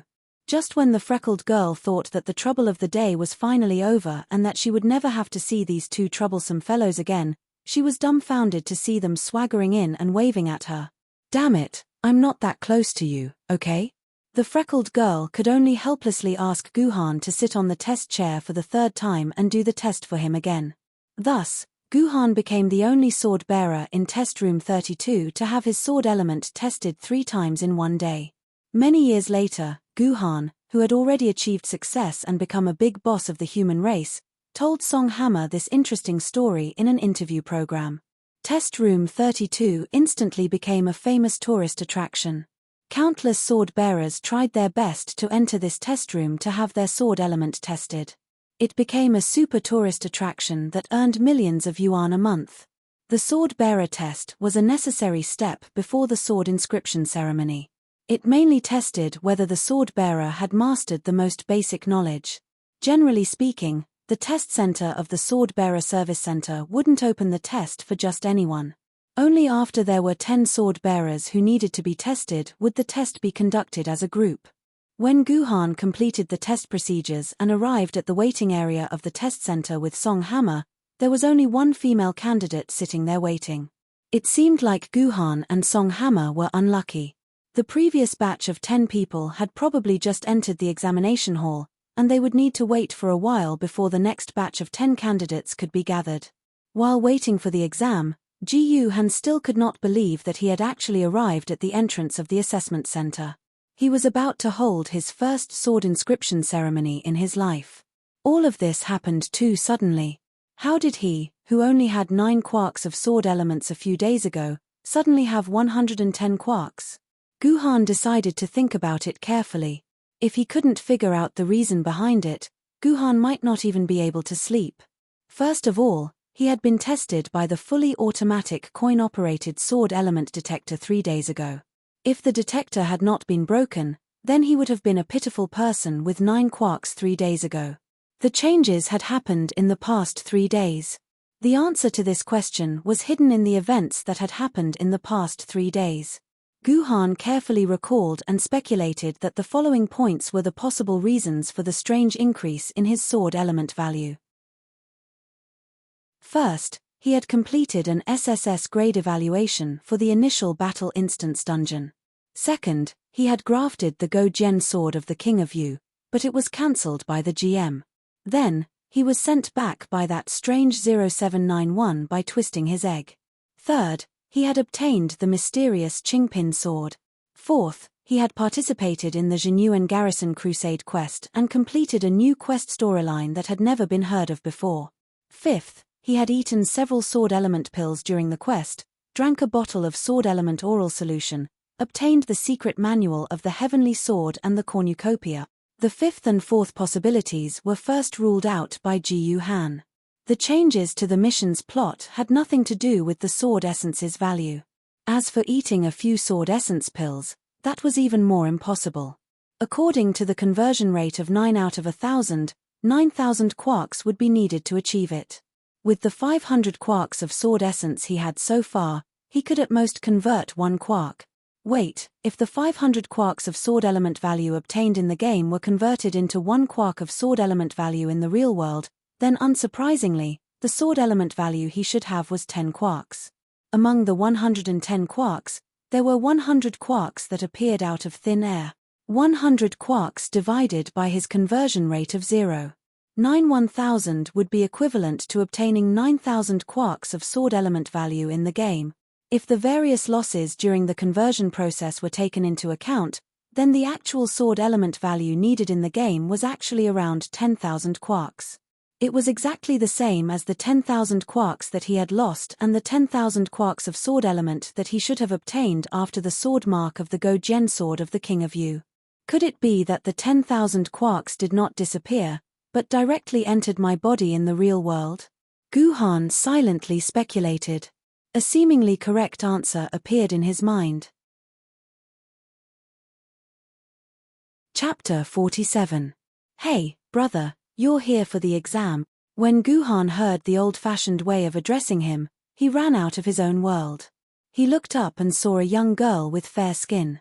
She wasn't very pretty, but she wasn't ugly either. She gave off a very comfortable and energetic vibe. The young girl didn't care about the difference between men and women. She sat down beside him and looked at him with a smile. I think everyone here is here to participate in the assessment. Guhan glanced around. He didn't know why Song Hammer wasn't beside him. There were already 4 or 5 people around him. If 3 more came, they would probably be able to enter the exam venue. Haha, I knew you were here to take part in the assessment. The young girl got even closer to Ji Yu Han. Brother, your results have always been pretty good, right? Exams and what not, nothing is too difficult for you. When Guhan heard this, he curled his lips. He had already guessed what this young girl was trying to do by being so close to him. He took the initiative to move 2 seats to the side, away from this young girl.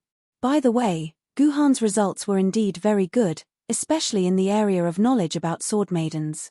After 12 years of dedicated research, coupled with Guhan's high IQ, if he were to take the college entrance exam, it would be easy for him to get 620 out of 650. Don't go, brother, it's not like I'm going to eat you. The young girl followed Guhan and stuck close to him. In order to prevent him from running away, she even took the initiative to hug Guhan's shoulder. She didn't mind pressing her full breasts on Guhan's arm. Feeling the full touch, Guhan wanted to run away even more. He struggled for a while, but he was surprised to find that this young girl's arm strength was surprisingly strong.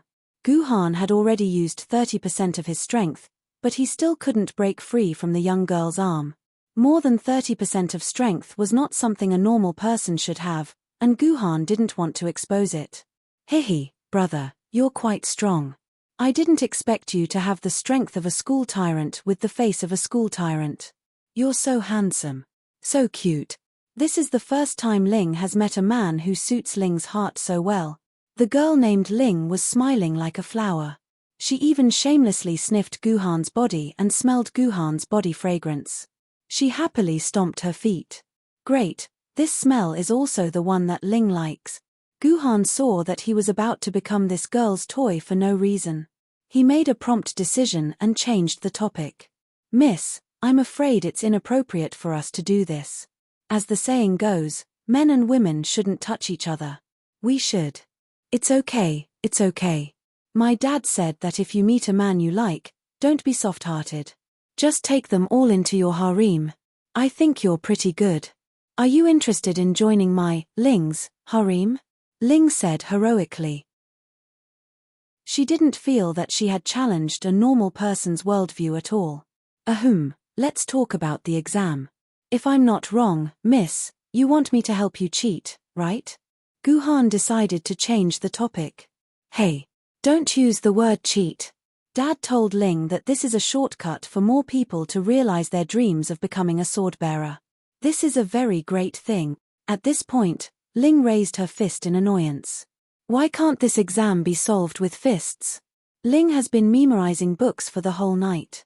I don't even have the strength to use my fists. Miss Ling, you may not know this, but this exam room uses the most advanced nano-level photographic fine-resolution system. It also blocks all signals from personal terminals and other equipment. Every exam table is more than 10 meters away from each other. It's not that I don't want to help you, but I really can't cheat, Guhan explained with a troubled look. Regarding this, Guhan didn't lie. The anti-cheating system in the exam room had reached the limit that humans could reach. Since ancient times, no one had been able to cheat in the exam room without being discovered.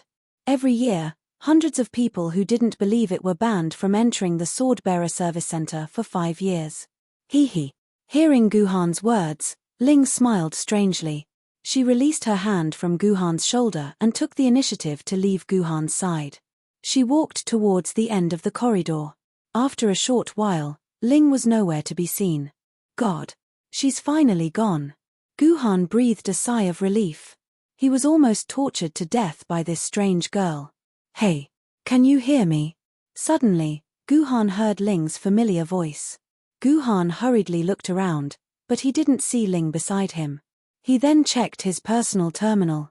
The signal from personal terminals had been blocked, so it couldn't be the voice from his personal terminal. Hee, don't be afraid, brother. Ling isn't some strange ghost or monster. Ling just wants to tell you that those useless anti-cheating devices won't affect our communication. After saying this, Guhan felt a weight on his shoulder. He didn't know when that Ling had sat beside him and hugged his shoulder. Did you install something strange on my body? Why can I hear your voice? Guhan asked. Brother, don't worry. Ling won't use those strange things. Ling just used some interesting tricks. You can call it secret telepathy. Ling smiled even more happily. Sure enough, it was secret telepathy. Guhan's heart skipped a beat. In fact, he had guessed that it was secret telepathy immediately. In the secret manuals passed down by his ancestors, there was mention of this magical method. It was said that it was invented by the ancient heroes. However, with the various technological revolutions, these methods disappeared in the dust of history. Although the secret manual mentioned secret sound transmission, it didn't leave behind any method of practicing it. I can help you. Guhan nodded. But in exchange, you have to tell me what secret telepathy is. You want to learn secret telepathy? Ling looked at Guhan seriously. You won't be able to learn it. This thing can only be learned by someone with great talent. Then how did you learn it? Don't tell me that someone with great talent like you can't even learn such a basic test. Hee. How can that be? Of course, Ling's talent is great. Alright, since you want to learn it, Ling will tell you. But you have to wait until after the test. Ling agreed without hesitation. Strange, she actually agreed so readily. According to the settings in the novels, shouldn't this magical method be kept in a bungalow and never be leaked to outsiders? Guhan felt that Ling's unusually straightforward attitude was very strange. Deal. Before the test began, Song Hammer returned to the test site. Before Guhan had time to ask him, he was rushed into the test site by the staff. Guhan's seat was on the left side of the test site by the window. Song Hammer was assigned to the furthest position on the diagonal. As for that Ling, she was separated from Guhan by an aisle. After entering the test site, the screen on the exam table flashed, and the test questions automatically appeared on the table. In order to speed up the test questions were basically multiple-choice questions. There were a total of 100 questions drawn from the pool of 100,000 questions. Question 1. Who is the first sword maiden that humans synchronized with? A. Qingsuo sword. B. Ziying sword. C. Virokana sword. D. Heavenly cluster cloud sword. Guhan knew the answer after taking a glance at the question. Before he clicked on it, he heard Ling's voice. Brother, what do you choose for the first question? Helpless, Guhan could only blink 4 times. This was the secret code that he had agreed with Ling. Once was A, twice was B, 3 times was C, and 4 times was D. Question 2. What is the meaning of returning the sword? A. Return the sword to its original owner. B. Turn the sword maiden back into a sword. C. Cut off the sword mark from the sword maiden and break away from the relationship. D. Glory belongs to the sword maiden. After answering the question, Guhan waited for a while and realized that Ling did not ask for the answer. It seemed that she already knew the answer to this question. Question 3. During the Battle of Japan's sinking, how many Japanese sword maidens managed to escape? A. 60. B. 70. C. 80. D. 90. Brother, may I ask?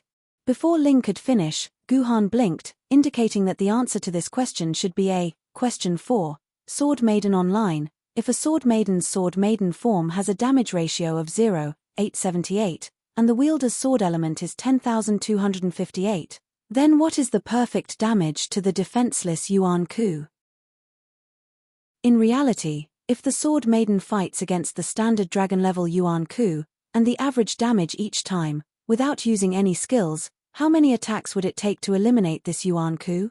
A. 9007350B, 9007400C, 9258450D, 9632500. This question should be very difficult for Ling. This was a very comprehensive question that involved both math and combat knowledge.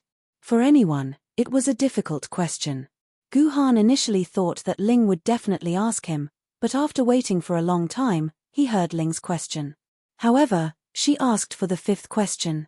Just like that, there were about 80 questions, and Ling asked Guhan for the answer to half of them.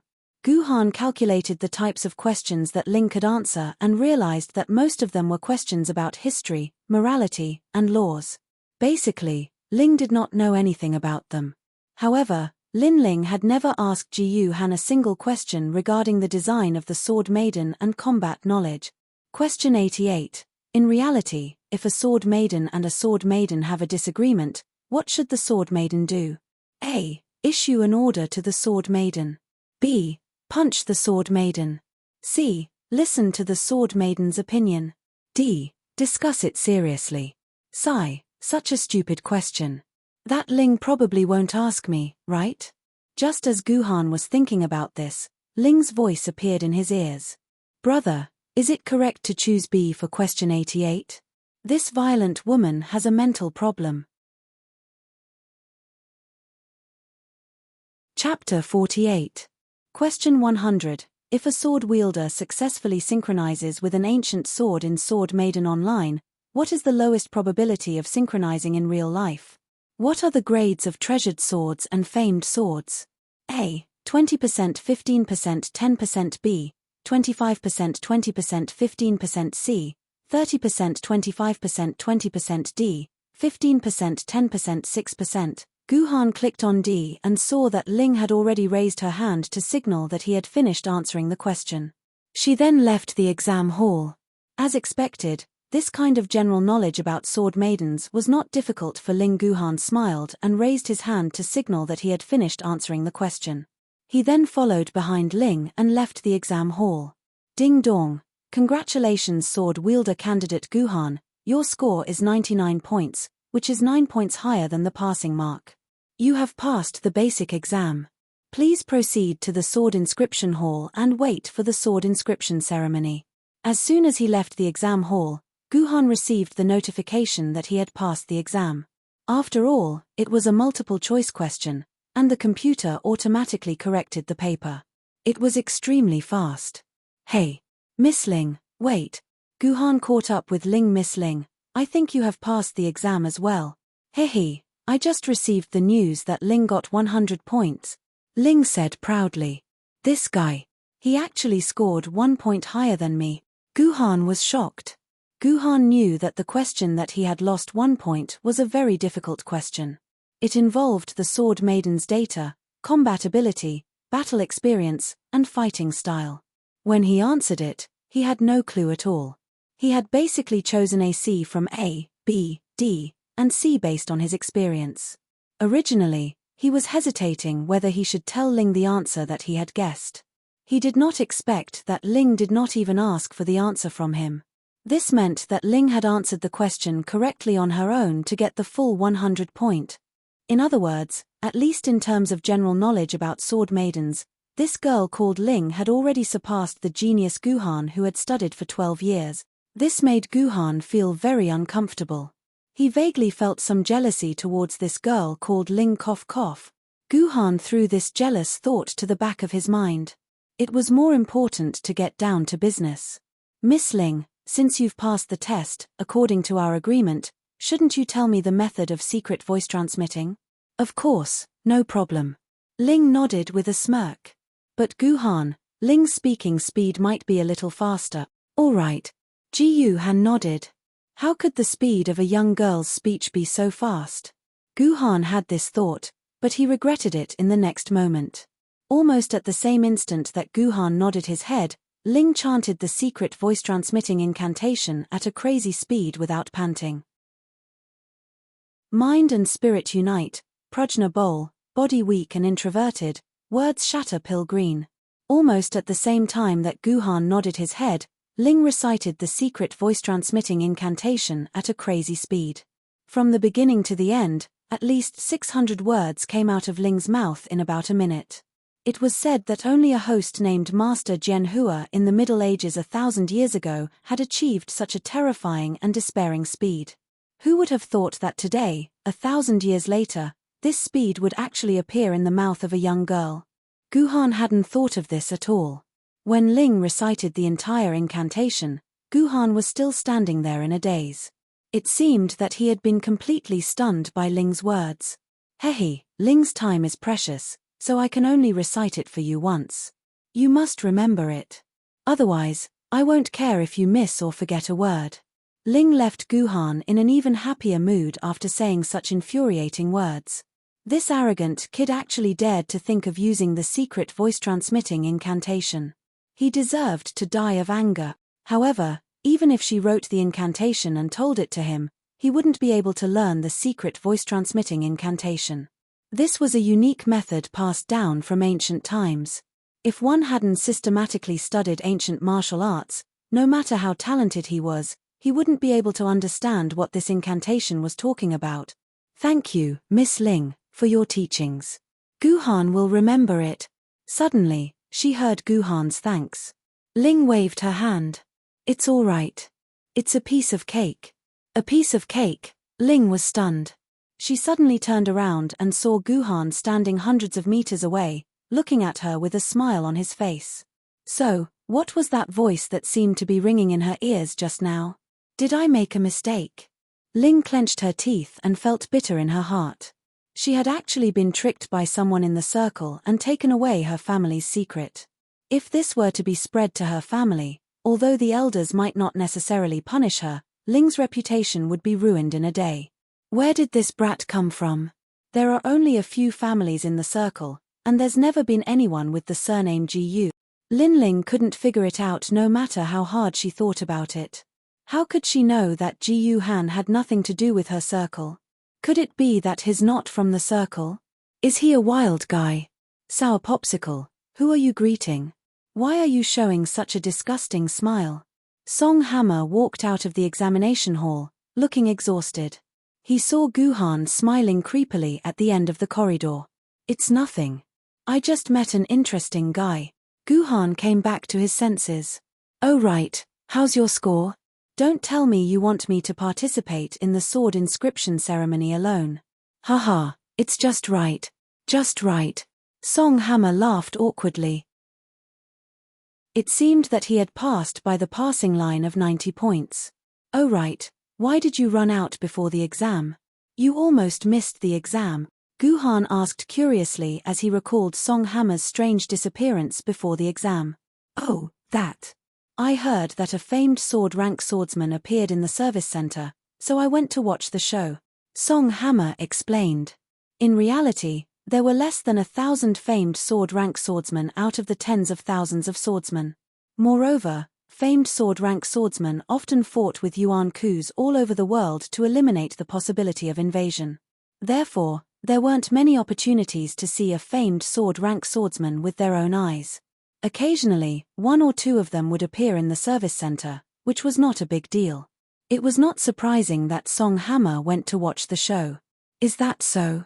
Although Guhan felt that Song Hammer was hiding something from him, he didn't ask any further. Since Song Hammer wasn't willing to tell the truth, he naturally had his own difficulties. There was no need to force him. The sword engraving hall was actually the hall of the sword pavilion. After the sword engraving ceremony, one could directly enter the sword pavilion and choose a sword lady to synchronize with under the accompaniment of the staff. When Guhan and Song Hammer arrived at the sword engraving hall, someone had already arrived. She was on the altar in the middle of the hall, receiving the blessings of the sword engraving ceremony. This person was none other than Miss Ling, who had made some sort of dirty deal with Guhan. So this is the sword engraving ceremony? At this moment, Miss Ling was floating in the air in the middle of the altar. 5 lightsabers were inserted into the Baihui acupoint on the top of her head, the Mingmen acupoint in the middle of her spine, the Huiyin acupoint in the middle of her vagina, the Shinjua acupoint in the middle of her navel, and the Shanzhong acupoint in the middle of her chest. These 5 acupoints represented the 5 most important acupoints of a human. If any of them were damaged, it would have a fatal effect on a human. At this moment, Ling allowed the 5 lightsabers to be inserted into her 5 acupoints. However, these 5 lightsabers were not real swords. They were swords made of medicinal qi made of various rare materials. These medicinal qi swords would not cause any damage to the human body. Instead, they could quickly and directly inject the medicinal power into the body. This was the core step of the sword engraving ceremony. These 5 costly lightsabers were the obstacles that prevented the Human Council from promoting the sword engraving ceremony on a large scale. It was said that 60% of the Human Council's annual income was invested into the sword engraving ceremony. After about 5 minutes, the exposed parts of the medicinal qi swords became shorter and shorter. Finally, when they were completely absorbed by her body, Ling landed on the ground and ended the sword engraving ceremony. "All right, Miss Ling. After you put on your clothes, please follow the staff into the sword pavilion to choose your sword lady." The host of the sword engraving ceremony, a sword wielder of the sword engraving ceremony, instructed Ling kindly. He then put on a sullen expression and pointed a finger at Guhan's nose. "Come up here. Hurry up. Don't dawdle and waste our time." Unlike how he spoke to Ling earlier, this sword wielder treated Guhan with complete disgust and indifference. Seriously, this piece of trash who came to participate in the sword engraving ceremony as soon as he reached 100 quarks is a complete waste of our precious human resources. According to historical statistics, less than 3% of the sword wielders could achieve synchronization and coordination at 100 quarks. For human society, it was naturally an extreme waste of resources. Many sword wielders kept proposing proposals to change the minimum requirement of holding the sword engraving ceremony to 150 quarks. It was said that the Human Council would hold a general meeting soon to vote on this important proposal. Perhaps because of this, the person in charge of the sword engraving ceremony hated people like Guhan so much. Regarding this, Ji Yuhan's attitude was indifferent. If he was disgusted, then let him be. It was not like he would lose a piece of flesh. Would he dare to go against the rules of the human race and not hold a sword inscription ceremony for himself? Of course, the administrator did not dare to go against the rules. Guhan took off his clothes and was only wearing his underpants. He was blown into the air by the air current from the center of the altar. A staff member poured medicinal liquid into the 5 corners of the altar. Under the effect of the altar, the medicinal liquid turned into 5 light swords and shot into 5 acupoints on Guhan. He didn't feel any pain. On the contrary, Ji Yuhan felt a cool sensation. It was as if he had touched a cold popsicle on a hot summer day. Chapter 49. This way, please. A girl with a sweet smile stretched out her hand and guided Ji Yuhan into the sword pavilion. She introduced the place as they walked. The sword pavilion was left behind 900 years ago for the first batch of sword bearers to store their bodies after they passed away. It's also a place for new sword bearers to start their dreams. Each of the 8 headquarter cities in the world has its own sword pavilion. Because the 8 headquarter cities were established at different times, the oldest one, Beijing City's sword pavilion, has more than 2,000 natural sword ladies of various levels. The youngest, New York City, has less than 600 natural sword ladies. Yuzhong City's sword pavilion is the 3rd headquarter city in the world, so we have more than 1,600 sword ladies. Question. Ji Yuhan interrupted the guide's introduction. Since there are a large number of natural sword ladies in the sword garret of other cities, what should I do if the sword lady who can synchronize with me happens to be in another city? If I have the Yu King Gojian sword in the game, her natural body should be in Beijing City. You can choose the artificial sword of the Yu King Gojian sword. The Yu King Gojian sword was artificially forged 200 years ago. We have more than 10 artificially forged Yu King Gojian sword. The guide replied with a smile. Of course, if you want the natural sword of the Yu King Gojian sword, you can go to other cities and experiment with synchronization. All the sword pavilions in the cities are open to all human sword bearers. However, other cities don't provide free sword inscription ceremonies. You have to pay for it yourself. What's the price of paying for the sword inscription ceremony? Guhan asked. According to the market price of the materials yesterday, it's 56,874 renminbi, including tax, the guide answered fluently. She was indeed a professional. Ahem, the wind has been quite strong recently. I'll just stay here and take a look. Guhan decisively gave up on the idea of going to other sword pavilions. 50,000 renminbi could buy a lot of sword essence pills. The guide smiled and continued, the sword pavilion is divided into 6 levels. Each level has a different level of sword ladies. For example, the first level has ancient sword ladies.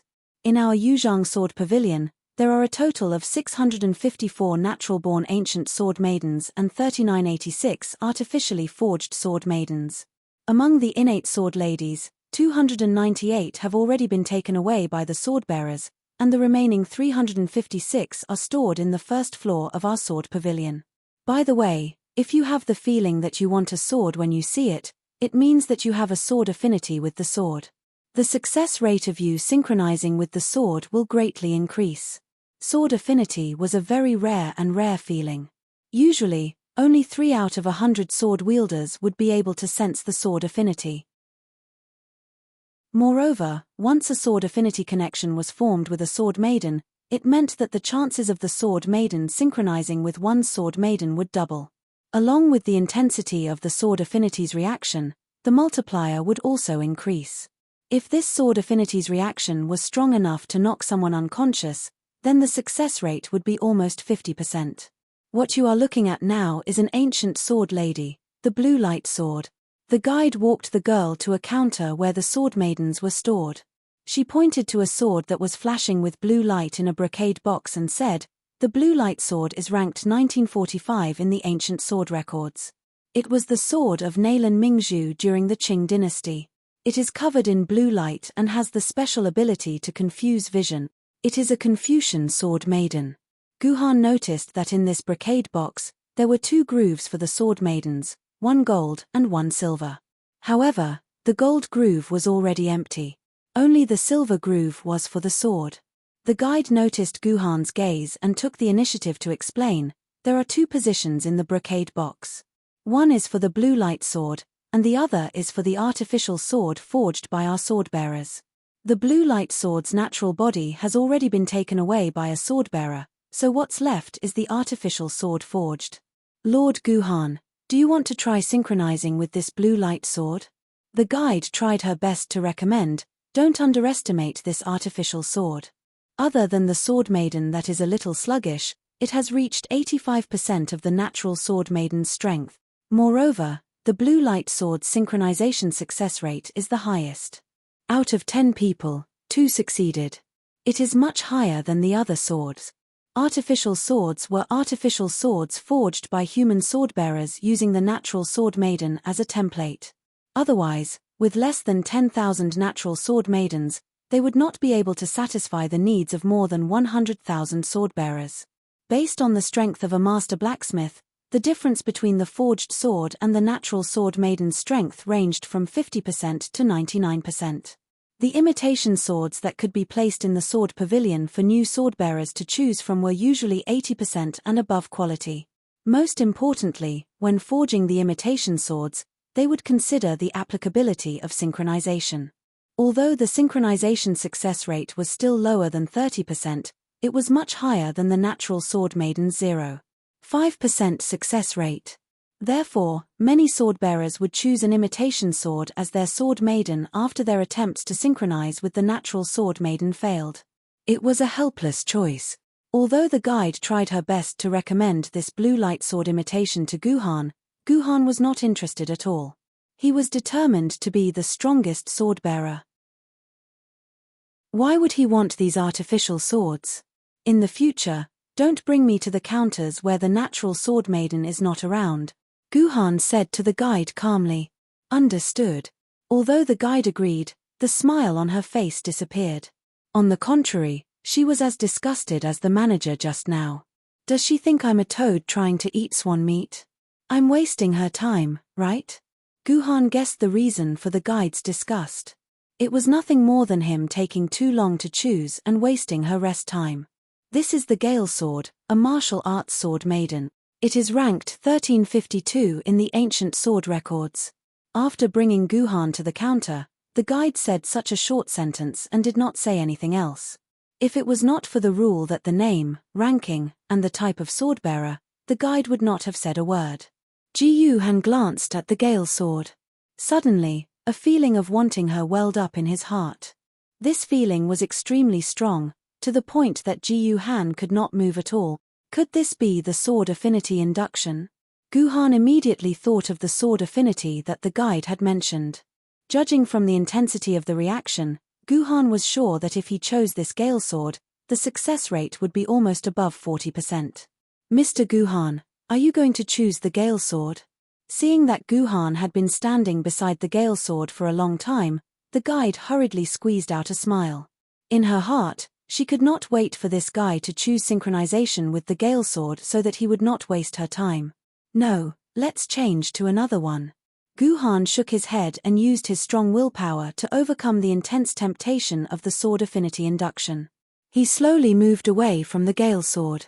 Most sword wielders would want to synchronize with a sword maiden when they realized that they had a sword affinity induction with them. After all, the success rate was more than 10 times higher than choosing a sword maiden who had no sword affinity induction. However, Guhan had given up on it. It was not because of anything else, but because the Hurricane Sword was not considered a strong sword maiden among the ancient sword maidens. It was not even in the top 1,000 of the ancient sword record. How could it be the choice of the arrogant Guhan? This way. The guide rolled her eyes at Guhan and brought him to the next counter where the natural sword maiden was. After they were about 5 meters away from the Gale Sword, the strong sword affinity induction disappeared. However, before it disappeared, Guhan seemed to hear a sigh from the Gale Sword. Is it a sigh because I did not choose her to leave that dark world? Guhan thought to himself. He could not help but pity the Gale Sword. He even had the thought of turning back. However, this thought was quickly cut off by Guhan. He wanted to be the strongest sword maiden and the strongest sword wielder. Bloodthirsty Sword, Murderous Path Sword Maiden, ranked 987 in the ancient sword records. The guide brought Guhan to another natural sword maiden. What Guhan did not expect was that the moment he approached it, a sword affinity induction that was not weaker than the Gale Sword suddenly blossomed in Guhan's heart. I did not expect to meet 2 sword maidens that have a sword affinity induction with me. Guhan smiled bitterly. To be able to have a sword affinity induction with 2 sword maidens at the same time, this talent could not be described as 1 in 100. It had reached the standard of 1 in 10,000. However, he was trash with an innate sword element value of only 9 quarks. Did he really have such a powerful talent? Another one. The bloodthirsty sword was obviously not the sword maiden that Guhan needed. He still chose to leave. In the next few minutes, Guhan had already looked down on more than 20 natural sword maidens. What was unbelievable was that every natural sword maiden had a strong sword affinity induction with Guhan. It was as if they all wanted Guhan to give them to Daju. This was something that had never happened before. The guy with the most records in history had only managed to have a sword affinity induction with 6 sword maidens at the same time. Guhan had already had more than 20, and the number of natural sword maidens he visited was still increasing.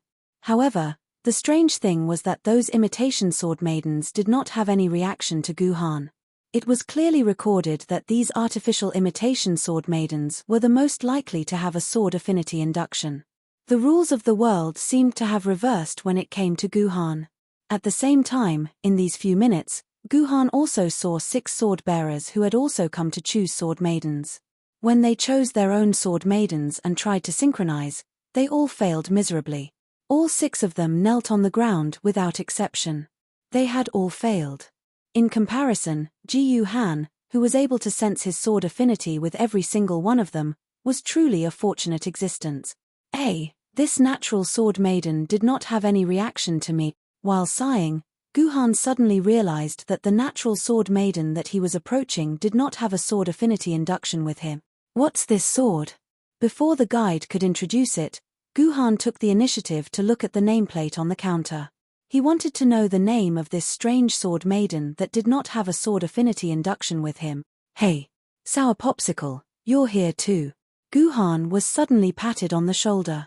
Startled, Guhan turned around and saw Song Hammer standing behind him with a smirk on his face.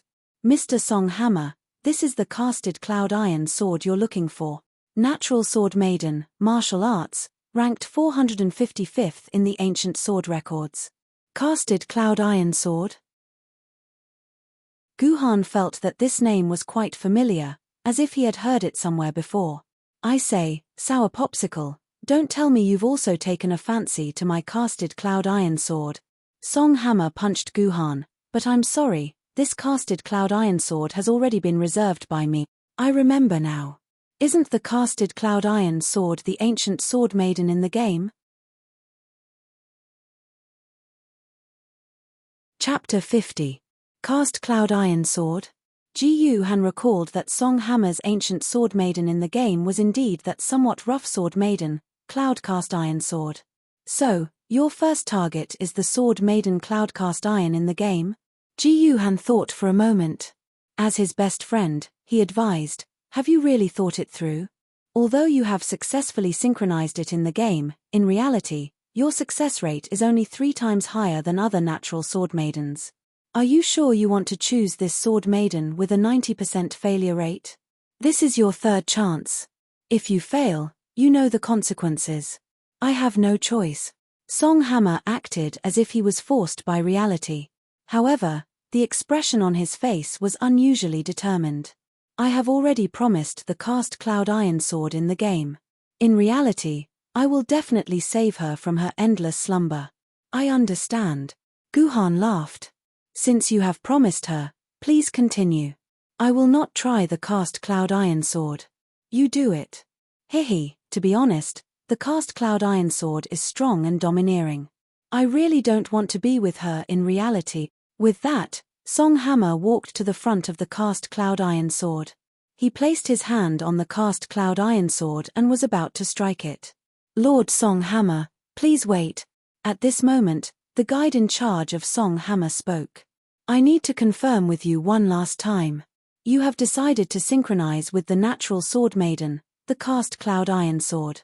Even if the success rate is less than 10%, do you not regret it or complain? Actually, I do regret it. But now that you are asking me this, do I still have the cheek to regret it? You really should have warned me earlier. Song Hammer shook her head. Toad, do you feel like you can't wait to have her? Guhan decided to persuade him one last time. If you don't feel that way, it is better to give up. Sour Popsicle, you are talking about sword affinity, right? Song Hammer nodded and touched his chest. He said in a low voice, I have been impatient since the first time we met. Sorry, I was wrong. Guhan's apology was sincere. What Song Hammer had was the real bond between him and the sword lady. But what about himself?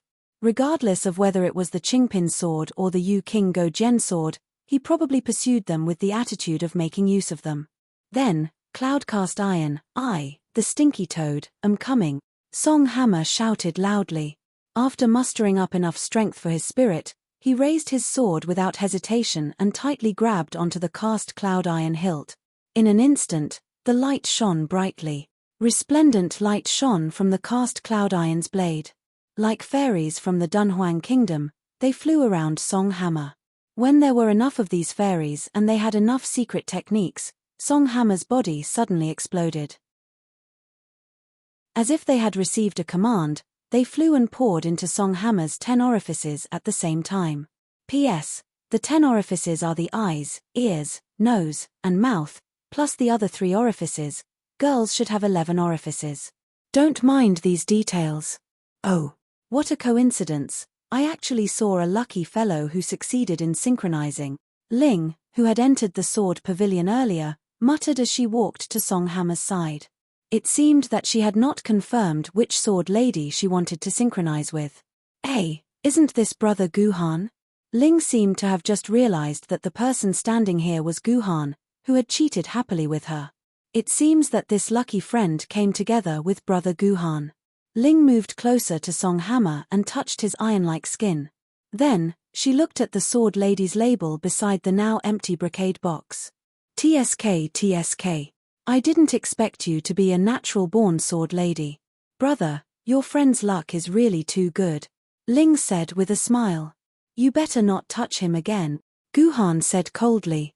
Didn't your teacher tell you that you can't touch a sword bearer who is synchronizing? What if it affects him? That's just an old man's groundless fears. Ling said indifferently. I only touched him a little. He won't be able to live without a piece of flesh. On the other hand, you clearly accepted such a precious gift from her, yet you still use such a fierce tone to speak to Linlin. Are you really able to face your own conscience like this? Linlin said in a heartbroken voice. Guhan decided not to talk to this woman anymore. It was purely a waste of his time. However, just because Guhan didn't plan to talk to Ling didn't mean that Ling didn't want to talk to Guhan. Hey, have you thought about which sword you want to synchronize with? Do you know which sword Ling wants to synchronize with?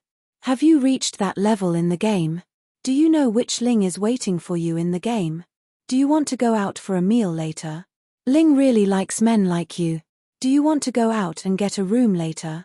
Ling has to contribute to the survival and development of mankind. Do you want to go to the game tomorrow to clear a dungeon?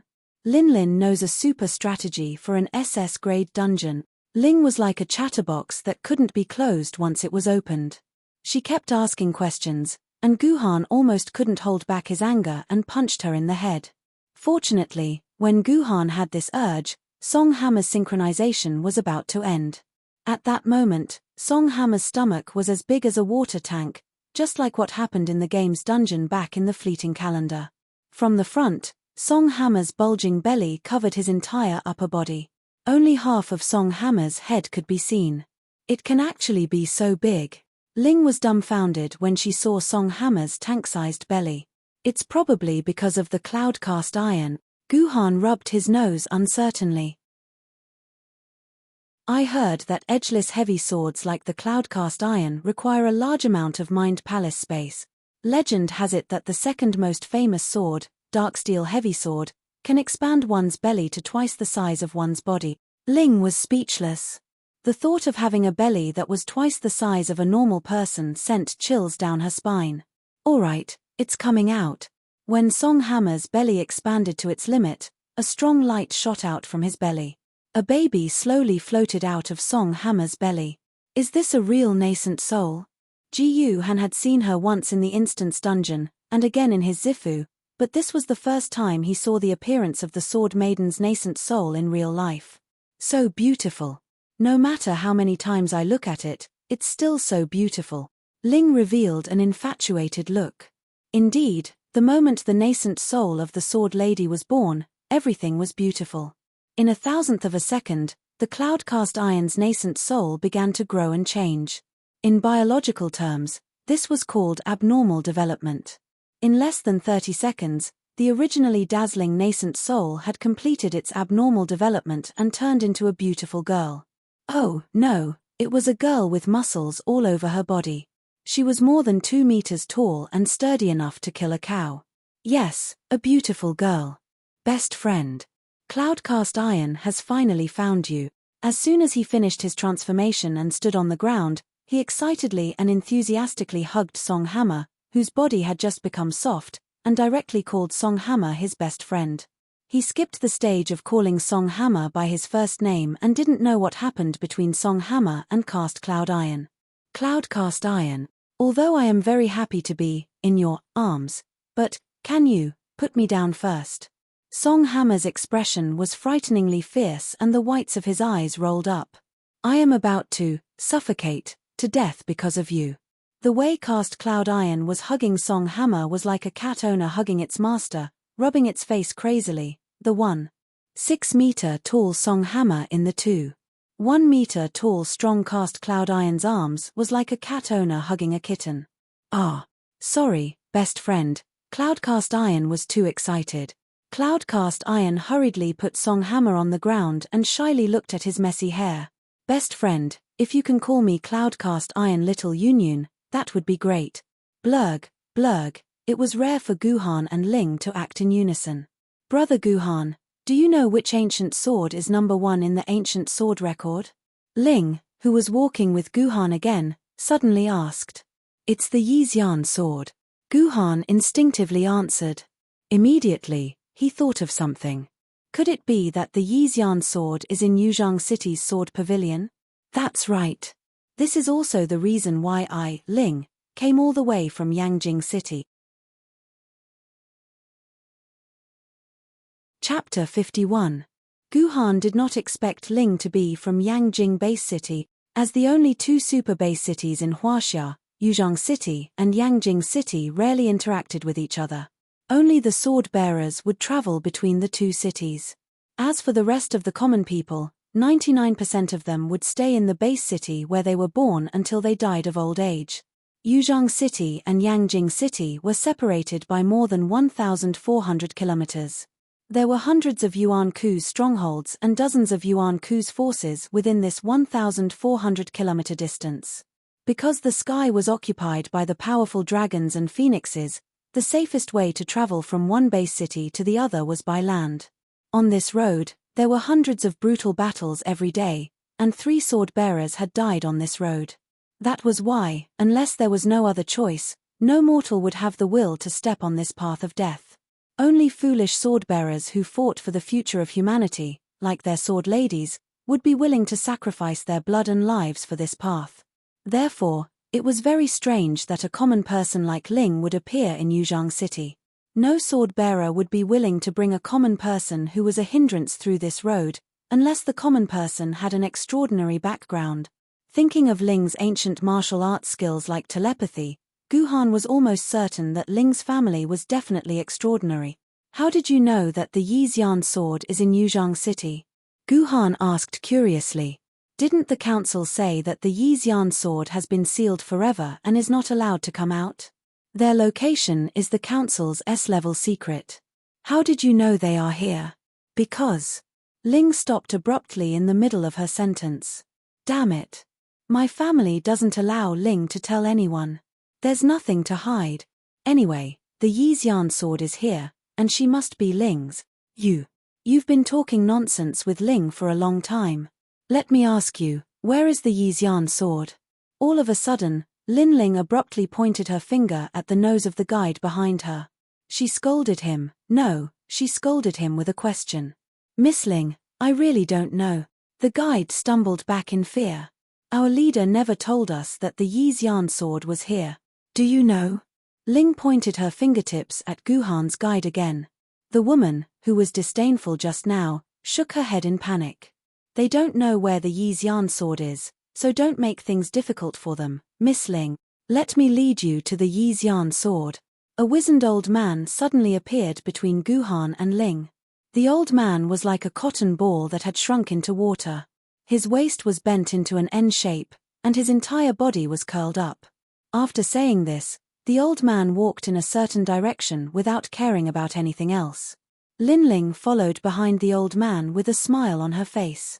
Ji Yu Han did not hesitate to keep up with Lin Ling's pace. Hey! Sour Popsicle, what are you trying to do? Song Hammer hurriedly pulled on the corner of Ji Yu Han's clothes. Are you crazy? It's obvious that these 2 people have some kind of shocking secret on them. If you follow them and find out about their secret, won't it bode ill for you? Listen to me, just find a random sword maiden to coordinate with us. We don't want to get involved in this mess. No, Toad, I'm definitely getting involved in this mess. Guhan firmly pushed Song Hammer's hand away. Why? Why do you want to get involved in this mess? Song Hammer did not understand. Since I know that the strongest ancient sword rank sword lady is here, what reason do I have not to have her?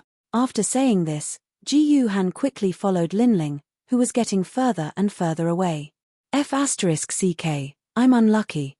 I'll go with you then. Song Hammer was helpless. He was not the kind of person who would abandon his brothers. However, when he was about to chase after them that day, Song Hammer and Ji Han's guide blocked his way at the same time. Lord Song Hammer, you have completed the synchronization and completed your mission.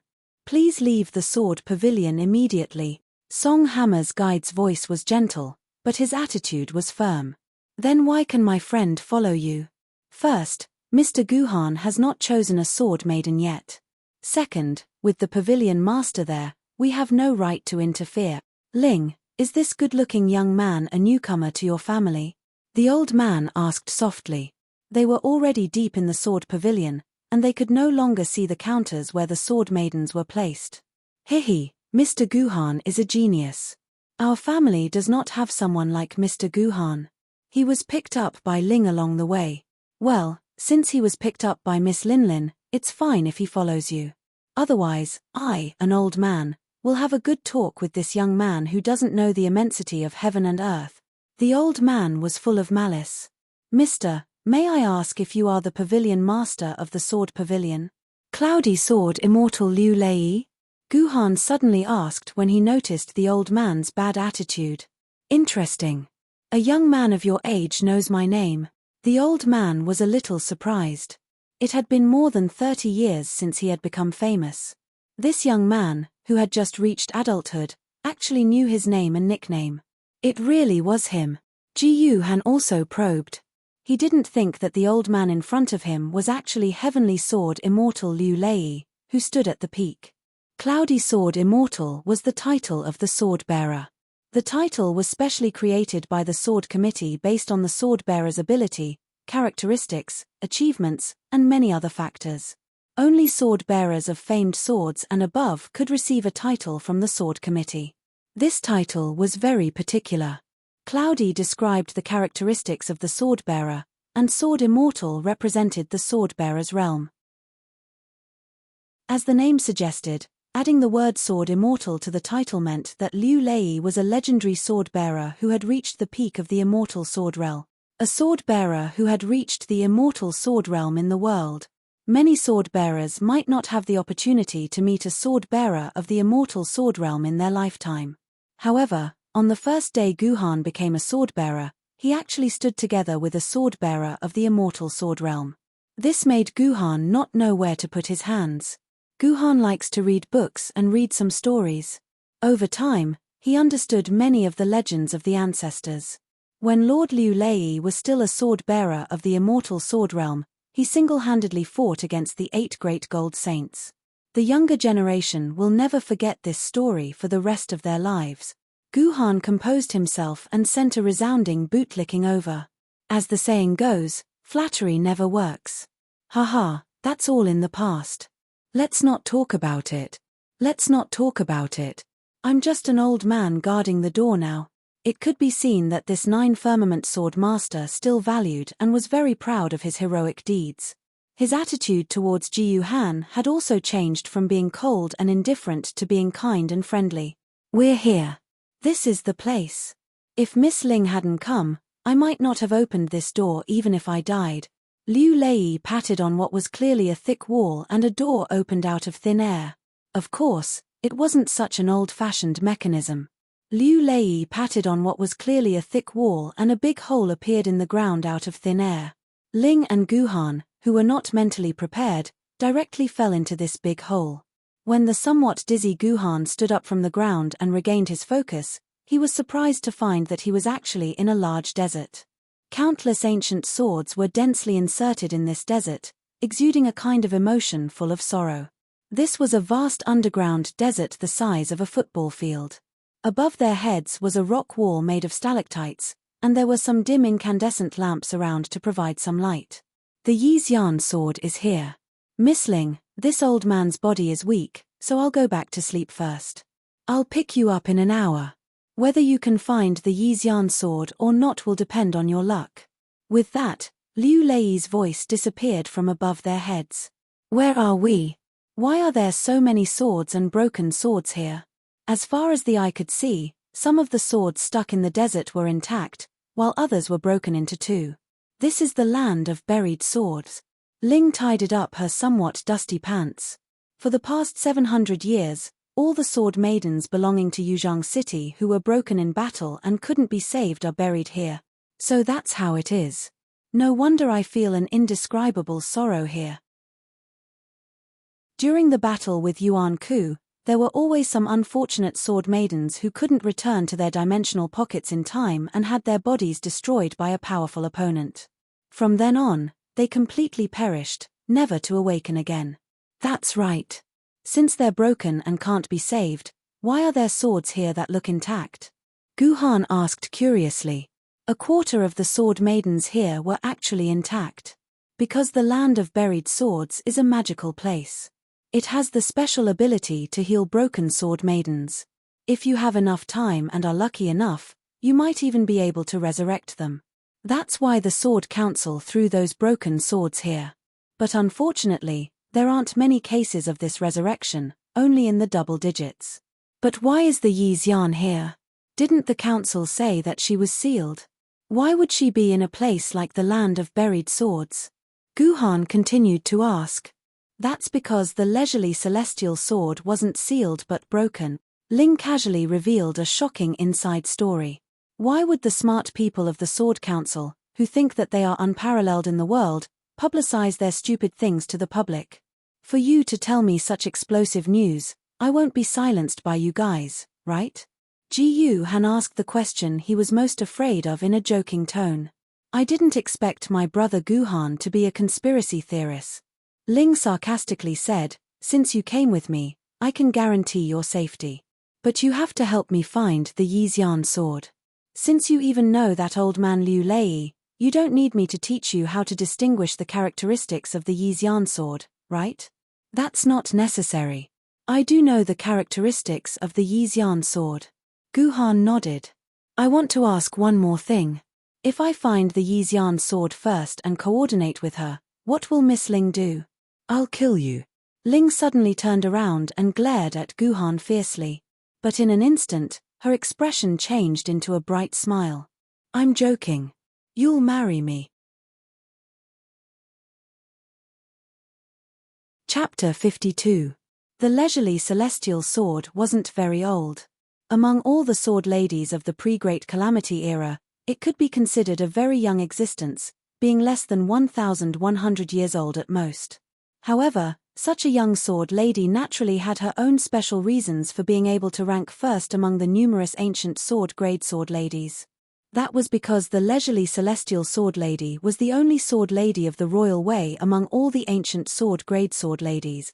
Only the swords of the royal way sword ladies of the royal way before the Qin dynasty could become the sword lady of the royal way, or the sword ladies of the founding emperors who had once unified the world after the Qin dynasty could become the sword lady of the royal way.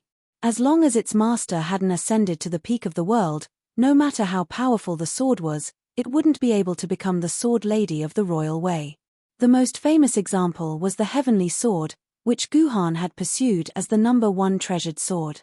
Although its master, Cao Cao, had been honored by Cao Pai as the martial emperor of Wei after his death, unfortunately, the Sima clan had usurped the world before the Cao clan had unified it. Cao Cao hadn't become the founding emperor after all, so the heavenly sword could only be a sword lady of the martial way, not the sword lady of the royal way. Actually, to many sword lady researchers, the fact that the leisurely celestial sword could become the sword lady of the royal way was also a violation of the principles of the founding emperor.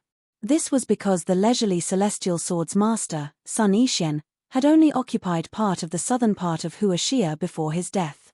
Although his successor, Headmaster Jiang, had once unified Huaxia in name, in reality, there were many warlords in the Huaxia continent, and the Japanese pirates had wreaked havoc in China. After finally settling the Japanese pirates with great difficulty, the Son of Heaven had emerged from Chang'an and established the world in 2 years, and ruled it in 5 years. Therefore, in the field of history, Headmaster Jiang had never been treated as the founding emperor, let alone Headmaster Jiang's master, Sun Yixuan. However, the leisurely celestial sword had mysteriously become the sword lady of the royal way, and possessed the abilities of the sword lady of the royal way.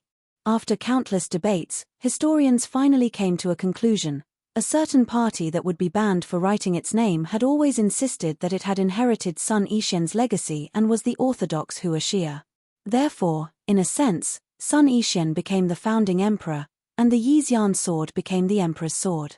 The only evidence for this was that the dynasty established by a certain party had become the last Hua Xia dynasty before the Great Calamity. It had also become the most powerful dynasty in the history of Hua Xia.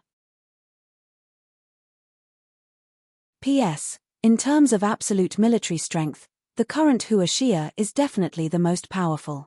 Why don't you let the Great Han Iron Cavalry and the People's Liberation Army fight it out? However, the light immortal sword was the weakest among all the sword maidens.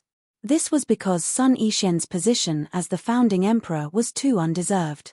However, no matter what, the Yixian sword was still a King's Way sword mistress. It was the strongest sword mistress among the ancient sword-grade sword mistresses, and it was the best choice for any ancient sword-grade sword mistress who aspired to become a powerful sword wielder. The main characteristics of the light immortal sword had long since been written in the Sword Mistress Studies textbook. It had a kettle hilt similar to a Western rapier, a slender blade that was 100 centimeters long and weighed 450 grams. It had a long red tassel that covered half the length of the blade, and the words "The world is public" that were deeply engraved into its bones.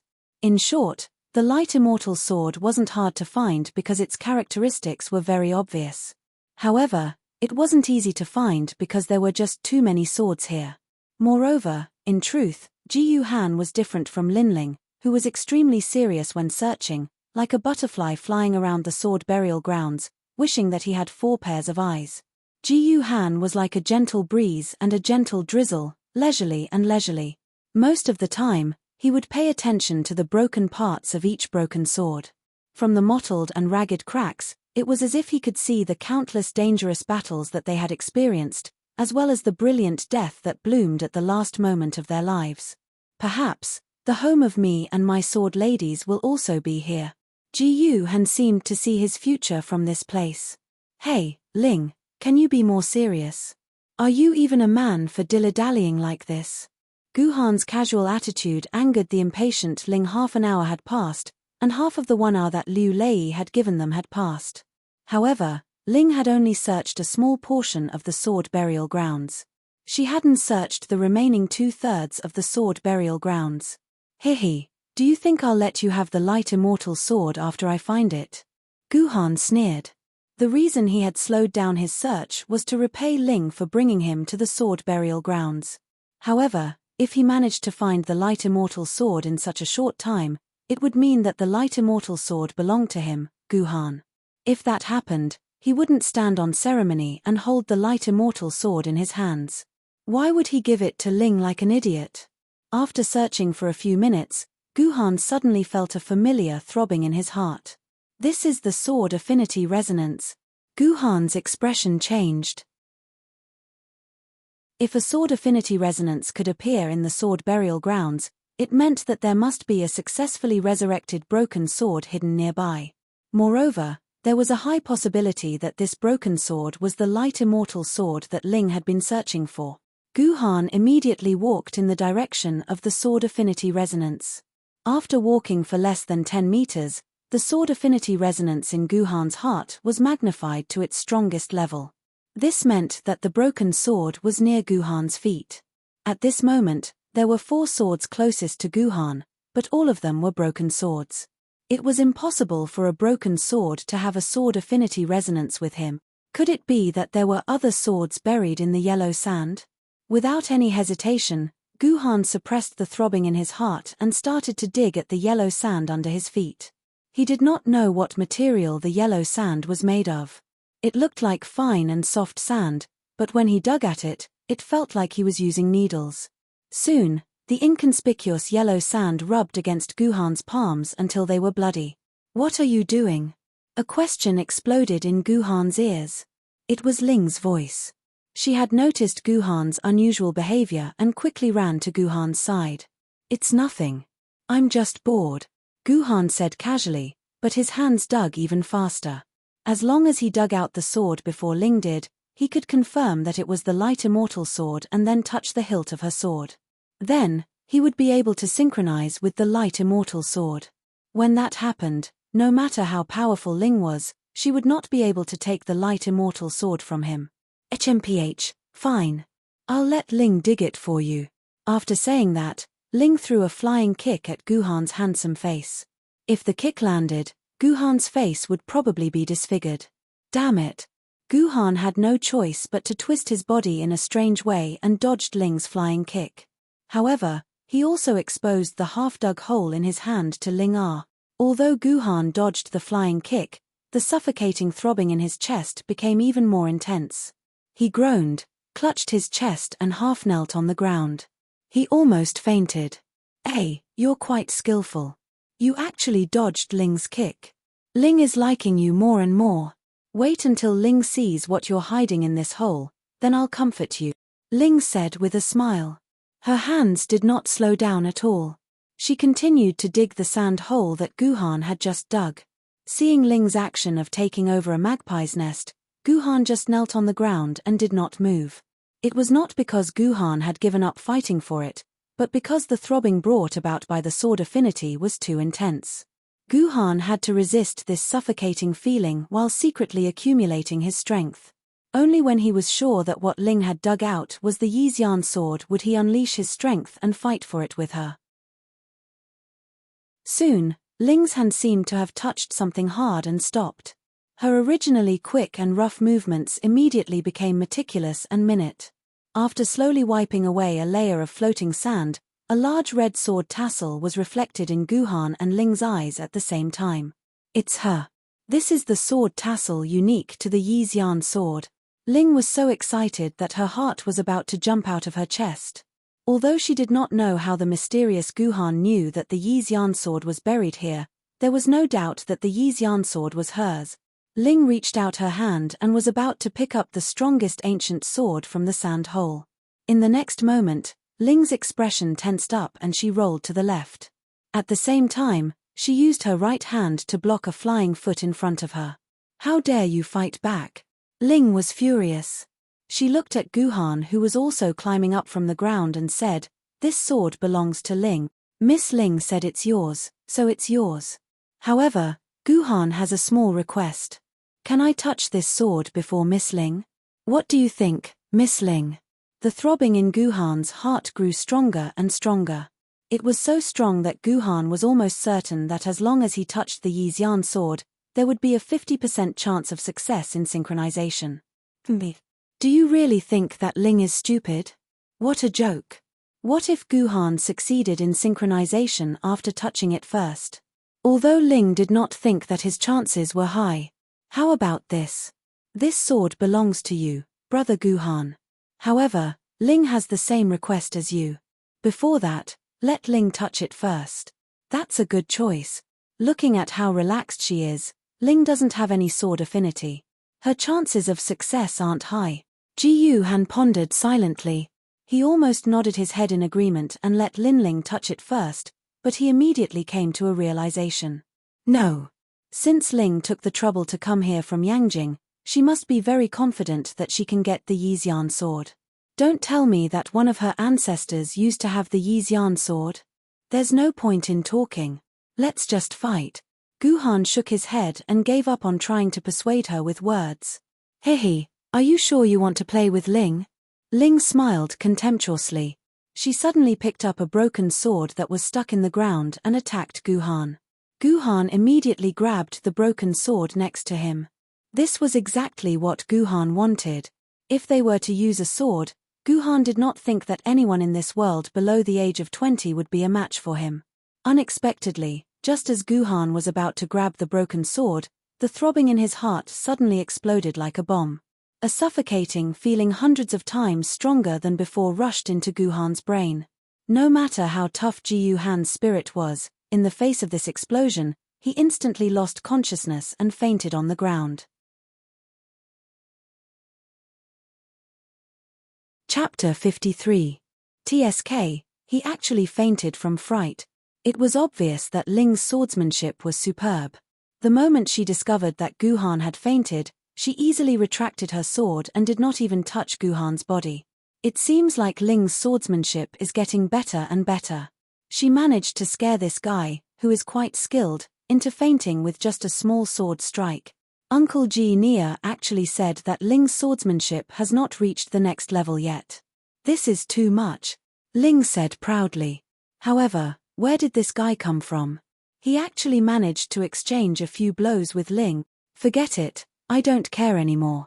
This guy will be Ling's follower from now on. Ling will be like her ancestor and create a follower of the four great swordsmen to piss Uncle Ji Nia off, Ling said angrily with a pout. Oh yes, I've seen it on television. You have to make sure that the enemy is not faking his death. Too many villains have been tricked like this. With this thought in mind, Ling kicked Guhan a few times, felt his pulse, and checked his pupils. After making sure that Guhan had really fainted, she threw away the broken sword in her hand. Wait, why does Ling think that she is a villain? Ling shook her head and tossed the strange question to the back of her mind. She walked up to the Yixian sword again and wiped off the sand that covered the sword. The words "the world is a public" were engraved on the sword. That's right, this was the number 1 sword in the ancient sword Dreaming Souls, the Yixian sword. Yixian sword, oh Yixian sword. It's been 300 years, and you are finally back in the hands of the Lionian family. A shocking fact was revealed from Ling's mouth. Ling was actually a descendant of the world's most famous family, the Lionian family. It was no wonder that the staff treated Ling with such a flattering attitude. It was also no wonder that Liu Lei, who was the sword pavilion master and an immortal level swordsman, allowed Ling to fool around. He even brought her to the sword pavilion's forbidden grounds, the sword burial grounds, and allowed her to take away the Yixian sword, which had been sealed by the Sword Council. It turned out that Ling was a descendant of the Lionian family. With the Lionian family's reputation, everyone else would have to avoid Lionian Ling, except for the powerful immortal level swordsman. Lionian Ling was Ling Ling's real name. Her ancestor was the Kunzu Fleeting Calendar, who had been cut open by Guhan and died in a dungeon.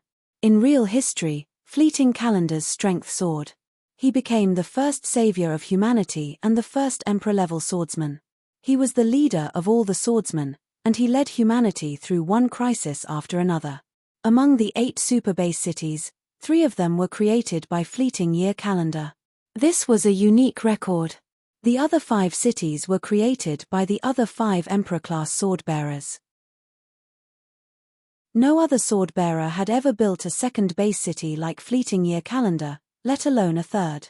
After Fleeting Calendar died in battle, Fleeting Calendar's son also became an emperor-level swordsman. The glory of 2 generations of emperor-level swordsmen forged the world's number 1 emperor-level family, the Lionian family. It was now the 28th generation of the Lionian family. In total, there were 6 emperor-level swordsmen, 58 immortal-level swordsmen, and countless spiritual swordsmen. Lionian Ling was the 29th generation descendant of the Lionian family. She was the only direct descendant of the Lionian family, and the future leader of the Lionian family. It was easy to imagine her high status and how much the family entrusted her to. Lionian Ling closed her eyes. She reached into the sandpit and slowly grasped the hilt of the Yixian sword. In Lionian Ling's mind, synchronizing with the Yixian sword should be a piece of cake. Other mortals only had a few tenths of a % chance of synchronizing with an innate sword maiden. However, she was the direct descendant of the Lionian family.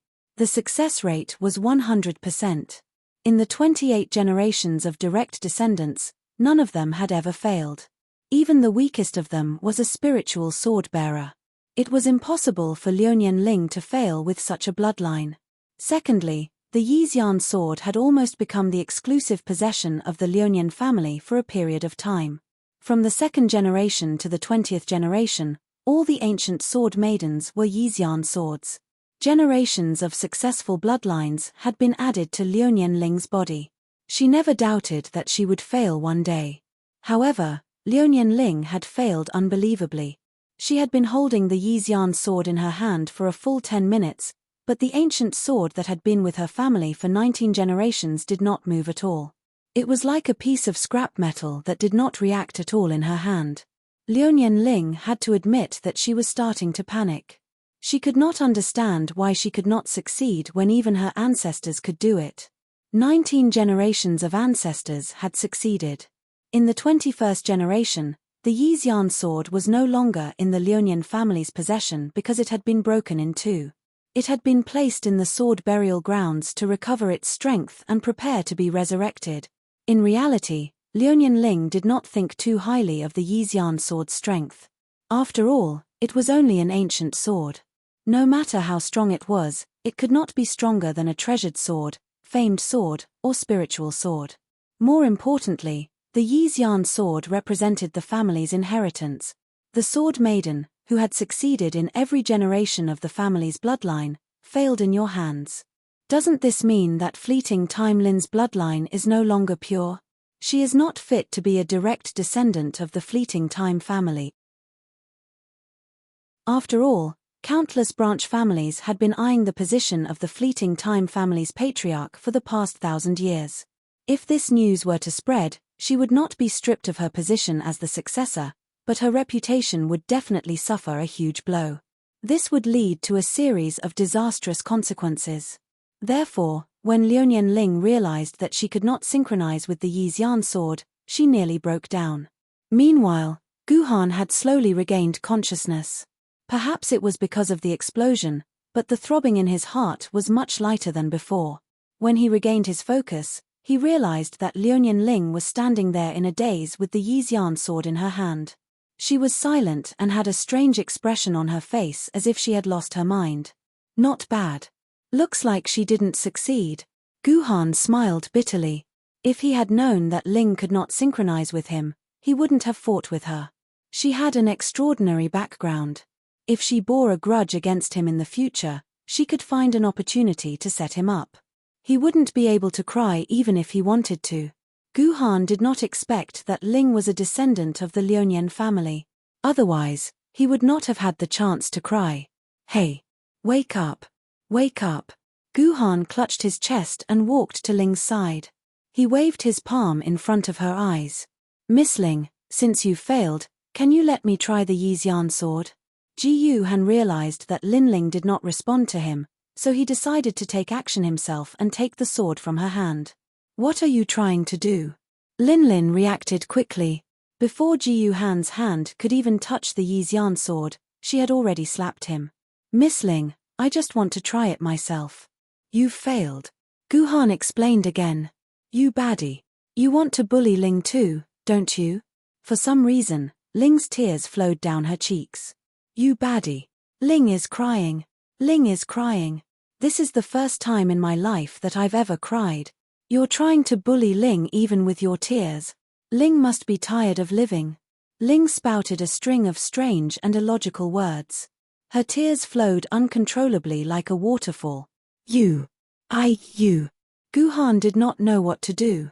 Although he could snatch the Yixian sword from Ling's hands, he could not do anything to a girl who was crying like this. After all, Guhan was a kind and lawful main character. Forget it. I'll let her cry. Since she's unable to synchronize with me, she's destined to let go of the Yixian sword one day. I'll take it when that time comes. With that thought in mind, Guhan gave up on the idea of snatching the Yixian sword from Ling. He began to observe the broken swords around him to kill some time and wait for Ling to stop crying. It would have been fine if he did not look, but when he did, Ji Han actually discovered something strange. At the bottom of the sandpit that he and Ling dug out, there was a faint flash of light as if something was reflecting the light from the incandescent lamp. Could it be that there was another sword buried under the Yixian sword? The curiosity in Ji Han's heart was immediately aroused. He squatted down and prepared to continue digging in the sand. The throbbing in his heart that had calmed down suddenly shook violently again.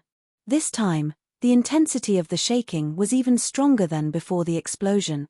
Could it be that the leisurely celestial sword was calling out to him to stop dawdling and quickly rescue him from this woman's hands? Unfortunately, Lionian Ling had no intention of stopping crying, so Guhan thought about it and decided to dig the sword out of the sandpit first. Unlike the Yixian sword that was placed in the sandpit, this sword was erected and stuck in the sand. Only the tip of the sword was exposed, and the hilt was at least 70 to 80 centimeters deep. It would not be easy to dig out such a deep hole. As the hole deepened, the throbbing in Guhan's heart grew stronger and harder to bear. Suddenly, Guhan had a new theory. Could it be that the thing that triggered his sword affinity was not the Yixian sword, but the sword that was buried even deeper? With that theory in mind, Guhan was even more eager to dig out the mysterious sword. Thus, Ji Yuhan dug for a full 10 minutes before he managed to dig out a pit that was 80 centimeters deep.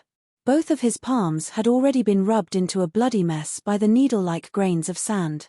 When Guhan saw the back half of the sword, he had a hunch. When the entire hilt was exposed, Guhan knew what he had dug out. It was her. Chapter 54. Liu Nianling's mind was in a whirl for a long time. Suddenly, she felt a refreshing sensation rush from her palms to the top of her head. After a shudder, Liu Nianling regained her senses.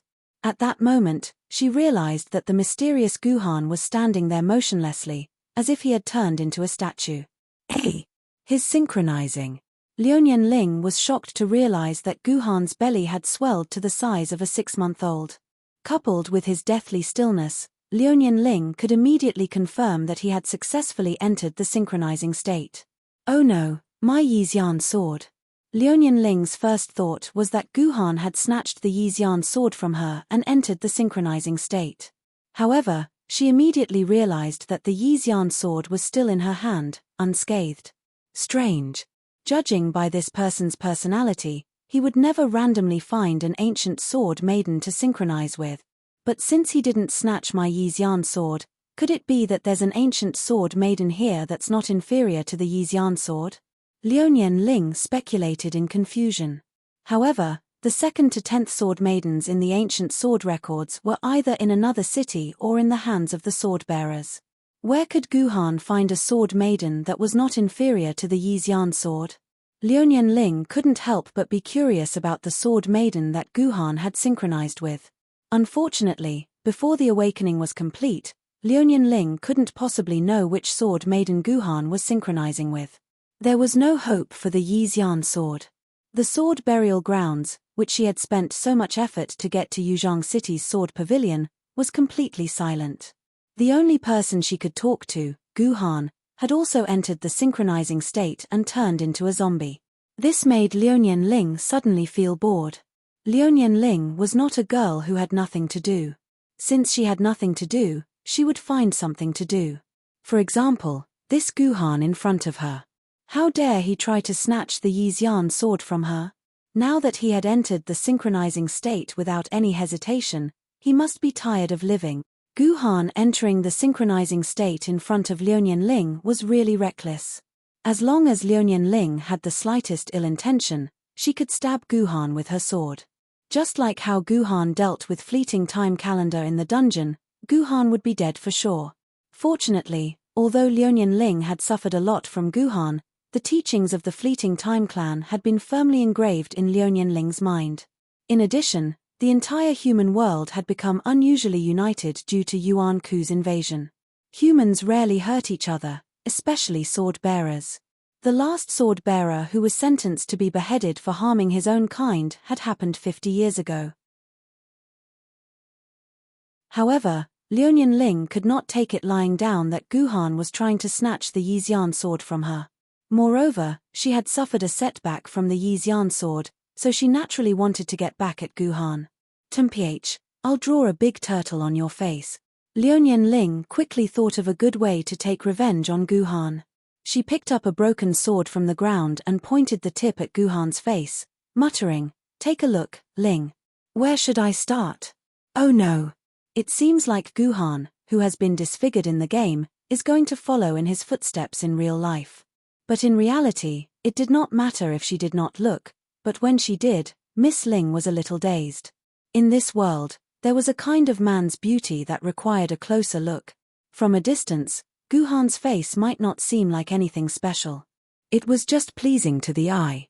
But if one were to look closely, one would be surprised to find that there was not a single blemish on Guhan's face. There were no spots, no blackheads, no boils. It was as perfect as a piece of fine jade.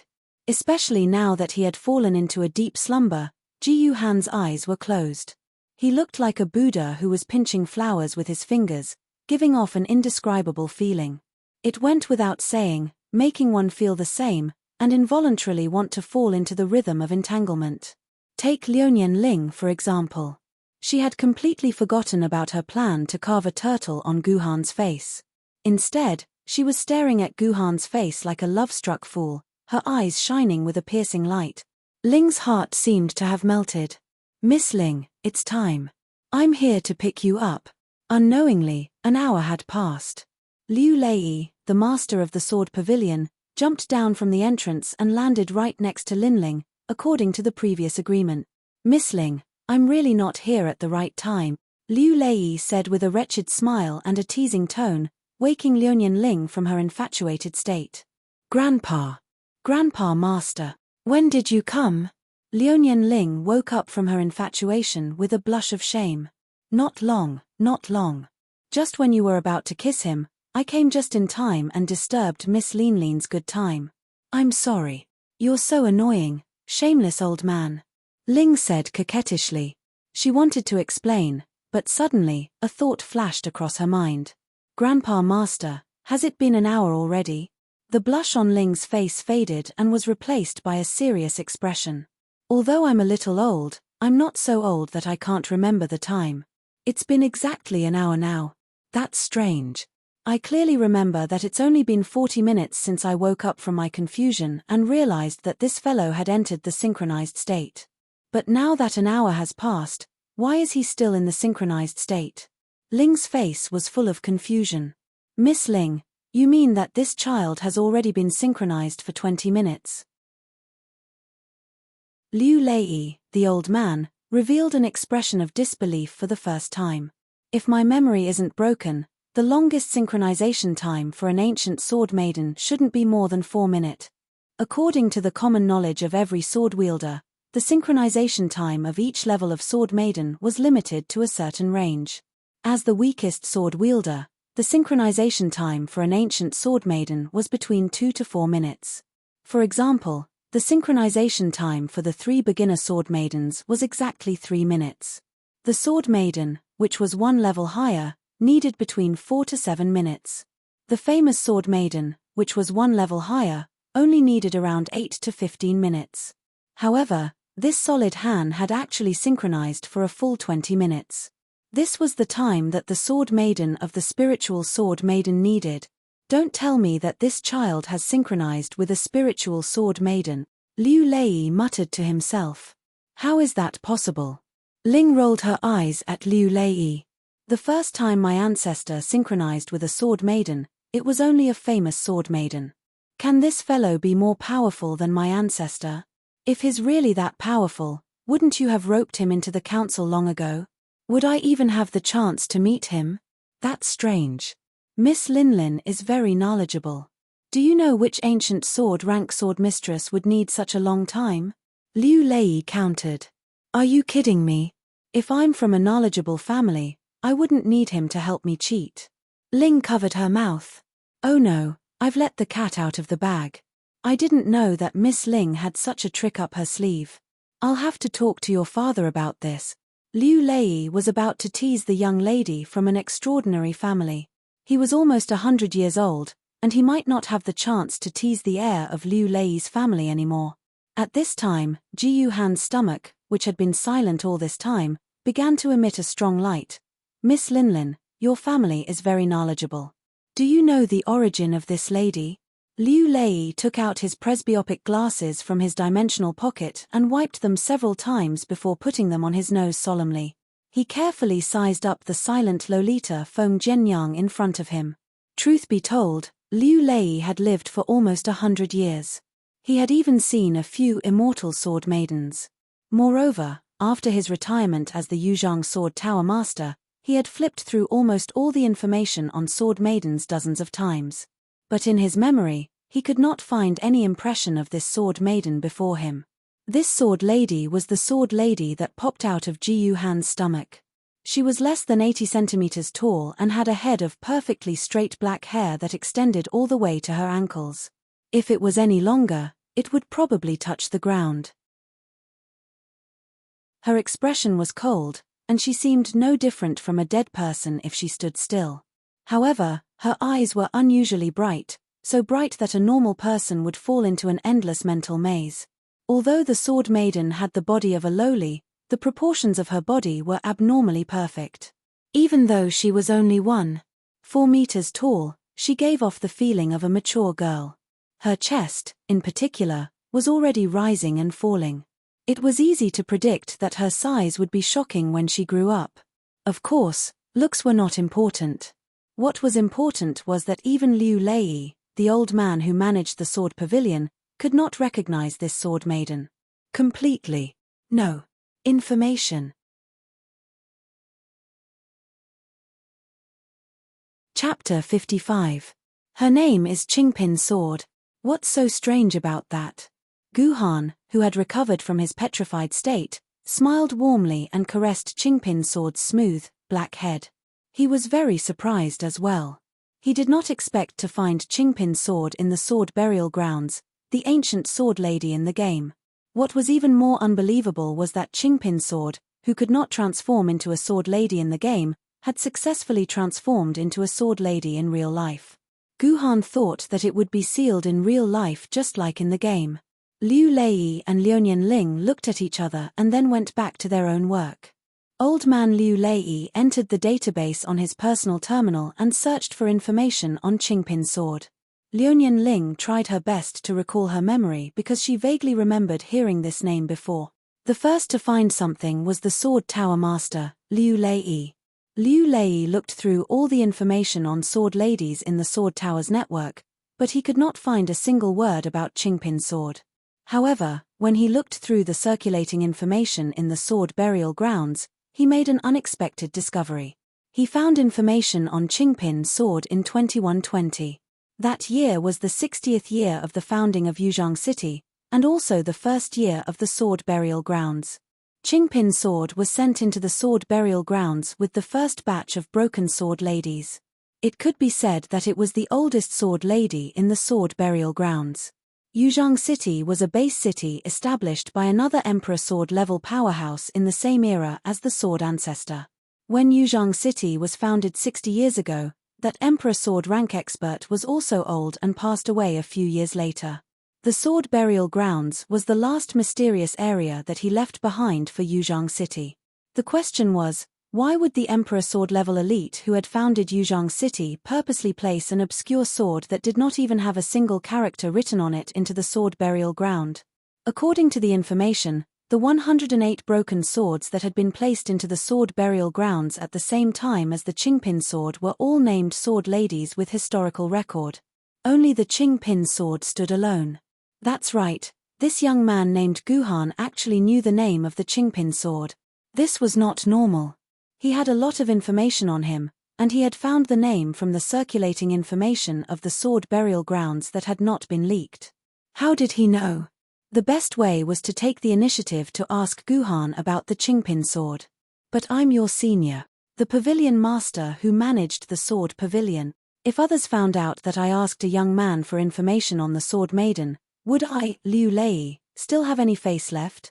Although his old face didn't have many years left to live. Young man, let me test you. Do you know the origin of the Qingpin Sword? Liu Lei was indeed a sly old fox who had lived for almost 100 years. He immediately thought of a devious idea. He acted like he was testing a young man. Who would have guessed that this old senior would know nothing about his question? Guhan was still too young and fell into his trap. He answered honestly, the Qingpin Sword was forged in an unknown era. It was originally a half-sword lady. It was the square dance sword of Lord Fleeting Time Calendar's grandmother in Kunzu. According to the details in the Sword Maiden Online's Yu Wang Gojian Sword Instance Dungeon, this sword was passed down to Lord Kunzu and he hung it on the wall of his bedroom. After the apocalypse, Lord Fleeting Time Calendar went to the museum to look for his mother. He left this sword in his room and there was no news of it ever since. Millimeter. Not bad. Not bad. Liu Lei kept nodding as if he already knew what was going on. However, his mind was racing as he analyzed the information he got from Guhan. I didn't expect the information of the Qingpin Sword to be stored in the game. No wonder I couldn't find the Qingpin Sword in the Sword Garrett's database. It's no wonder. When Bat developed the sword Maiden online, they filtered through all the information in the world. It's not surprising that some of the information was found by Bat and edited into the background of the instance dungeon. I remember that the items in the Honest supermarket were found by Lord Kunzu himself. The Qingpin sword was probably found at that time and given to the emperor sword wielder who founded Yuzhang City. Right, the Qingpin sword was originally a half-sword lady. That emperor sword threw her into the sword burial grounds, hoping that she could evolve into a real sword lady. That must be it. I, Liu Lei, am indeed old but strong. Bah, I'm old but sly. Bah, I'm old but strong. Based on Jiyu Han's few words, Liu Lei quickly thought of the origin of the paw sword, which he thought was flawless. Needless to say, this purely imaginative story was 70% close to the truth, but the most crucial 30% was 1,000 miles off. Fortunately, Liu Lei didn't know what the 30% meant when he died. Otherwise, he wouldn't have died so peacefully. On the other side, Liuyan Ling didn't know what expression to use to face the sword maiden, Qingpin sword. She couldn't figure out which sword maiden it was after thinking for a long time. This loli was actually something from her ancestors, a sword maiden passed down by her ancestors. As this explosive news exploded in her head, Liuyan Ling finally recalled where she had heard of the Qingpin sword's name. When she was around 5 years old, there had been a series of earthquakes in her family's ancestral land. When Uncle Ji Nia had carried her to hide from the earthquakes, he had said something with a strange expression on his face. Is the Qingpin sword still alive? Now that Liuyan Ling thought about it, she could see fear, hesitation, sorrow, worry, joy, guilt, and many other expressions on Uncle Ji Nia's face at the same time. It seems like I have to report this news to my family. As she recalled this, Liuyan Ling felt that the Qingpin sword's appearance wasn't that simple. She had to report this news to her family. By the way, Miss Ling, could it be that you haven't found the Yixian sword yet? At this moment, Liu Lei suddenly remembered something important. He had been so focused on the Qingpin sword that he hadn't noticed that Liuyan Ling's sword maiden was not by his side. I found it. Ling waved the Yixian sword in her hand with a cold expression, but it seems like Ling has made a wasted trip. So it didn't work. Liu Lei stroked his white beard. That's not surprising. After what the Yixian sword has experienced, it's only natural that it doesn't want to synchronize with you. I say, your family's obsession is too deep. Why do you insist on holding on to the Yixian sword? Isn't it better to let her go? I want freedom too. Who will give me freedom? Ling rolled her eyes at Liu Lei. I'm sorry, Pavilion Master. I'll be taking the Yixian sword back with me. If you have any objections, you're welcome to complain to the council. Take it. I'll pretend that the sword never existed. Liu Lei waved his hand. He was about to die, and there was no need for him to offend the Liu family. Even if he reported it to the council, they might not even remember him. What was the point? This sword is very painful. Suddenly, a voice that sounded like the winter wind in January rang out. It came from the lowly girl in Guhan's arms. Her expression was solemn and serious. She wants to say something, but Qingpin can't hear her clearly. You can hear the Yixian sword. Liu Lei narrowed his eyes. That's impossible. The Yixian sword is in a long slumber. She's really speaking. Listen if you don't believe me. Qingpin was still very serious. Haha. I'm old, and my ears aren't good. I can't hear clearly. Liu Lei's old face scrunched up together. This poor empress, how can I make you hear me clearly? Come closer. Let me touch her. Qingpin patted Guhan's arm with her little hand. Guhan understood and carried her to Liuyan Ling's side. Qingpin reached out with her little hand and touched the Yixian sword. She closed her eyes and pouted a few times, the baby fat on her face rippling. She's very angry. She's decided to come out. What? What does that mean? Linling was stunned. Right at this moment, she suddenly felt the sword essence within her body surge madly towards the leisurely immortal sword. At this moment, the leisurely immortal sword blossomed with resplendent light. The Yixian sword was synchronizing with Liuyan Ling. After holding the sword for 40 minutes without any reaction, they were suddenly synchronizing. Senior Cloud Sky. Isn't that normal? Ji Yuhan gulped as he looked at Fleeting Time's synchronized state. It's normal for him to be delayed for tens of minutes. Fleeting Time's eyes widened. I. Liu Lei stammered for a long time, but he couldn't come up with a reason. The few things that happened today nearly overturned his lifetime of experience and common sense. In the end, Liu Lei could only point at Liuyan Ling helplessly and say, "Young man, you can't use common sense to look at their family matters. There aren't many normal people in their family. I'm going to kill you. You're always pestering me, ruining me. I'm going to kill all of you." Yi Xian, who was dressed in a red qipao, raised the Yi Xian sword and pointed it at Liuyan Ling's head. Gu Han could hear endless resentment and grief in her words. By the way, Gu Han seemed to have seen this scene somewhere before. Chapter 56. Pavilion Lord, may I ask what happened? Ji Yuhan pointed at Yi Xian, who was filled with resentment, and asked Liu Lei respectfully. Liu Lei looked at Gu Han in surprise and patted Gu Han's shoulder politely. Don't you know the whole story? Why did you barge into the sword burial grounds without knowing the whole story? Little fellow, I have high hopes for you. All right, it's best that you don't know. Little fellow, since you're not in their circle, you shouldn't know about it. Otherwise, you'll regret it. Liu Lei shook his head. Just like what he said, it was for Gu Han's own good that he did not tell Gu Han. If Gu Han knew something that he should not know, he would only get into trouble.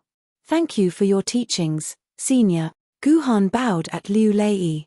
Since Liu Lei was unwilling to tell him, there was no reason for him to ask.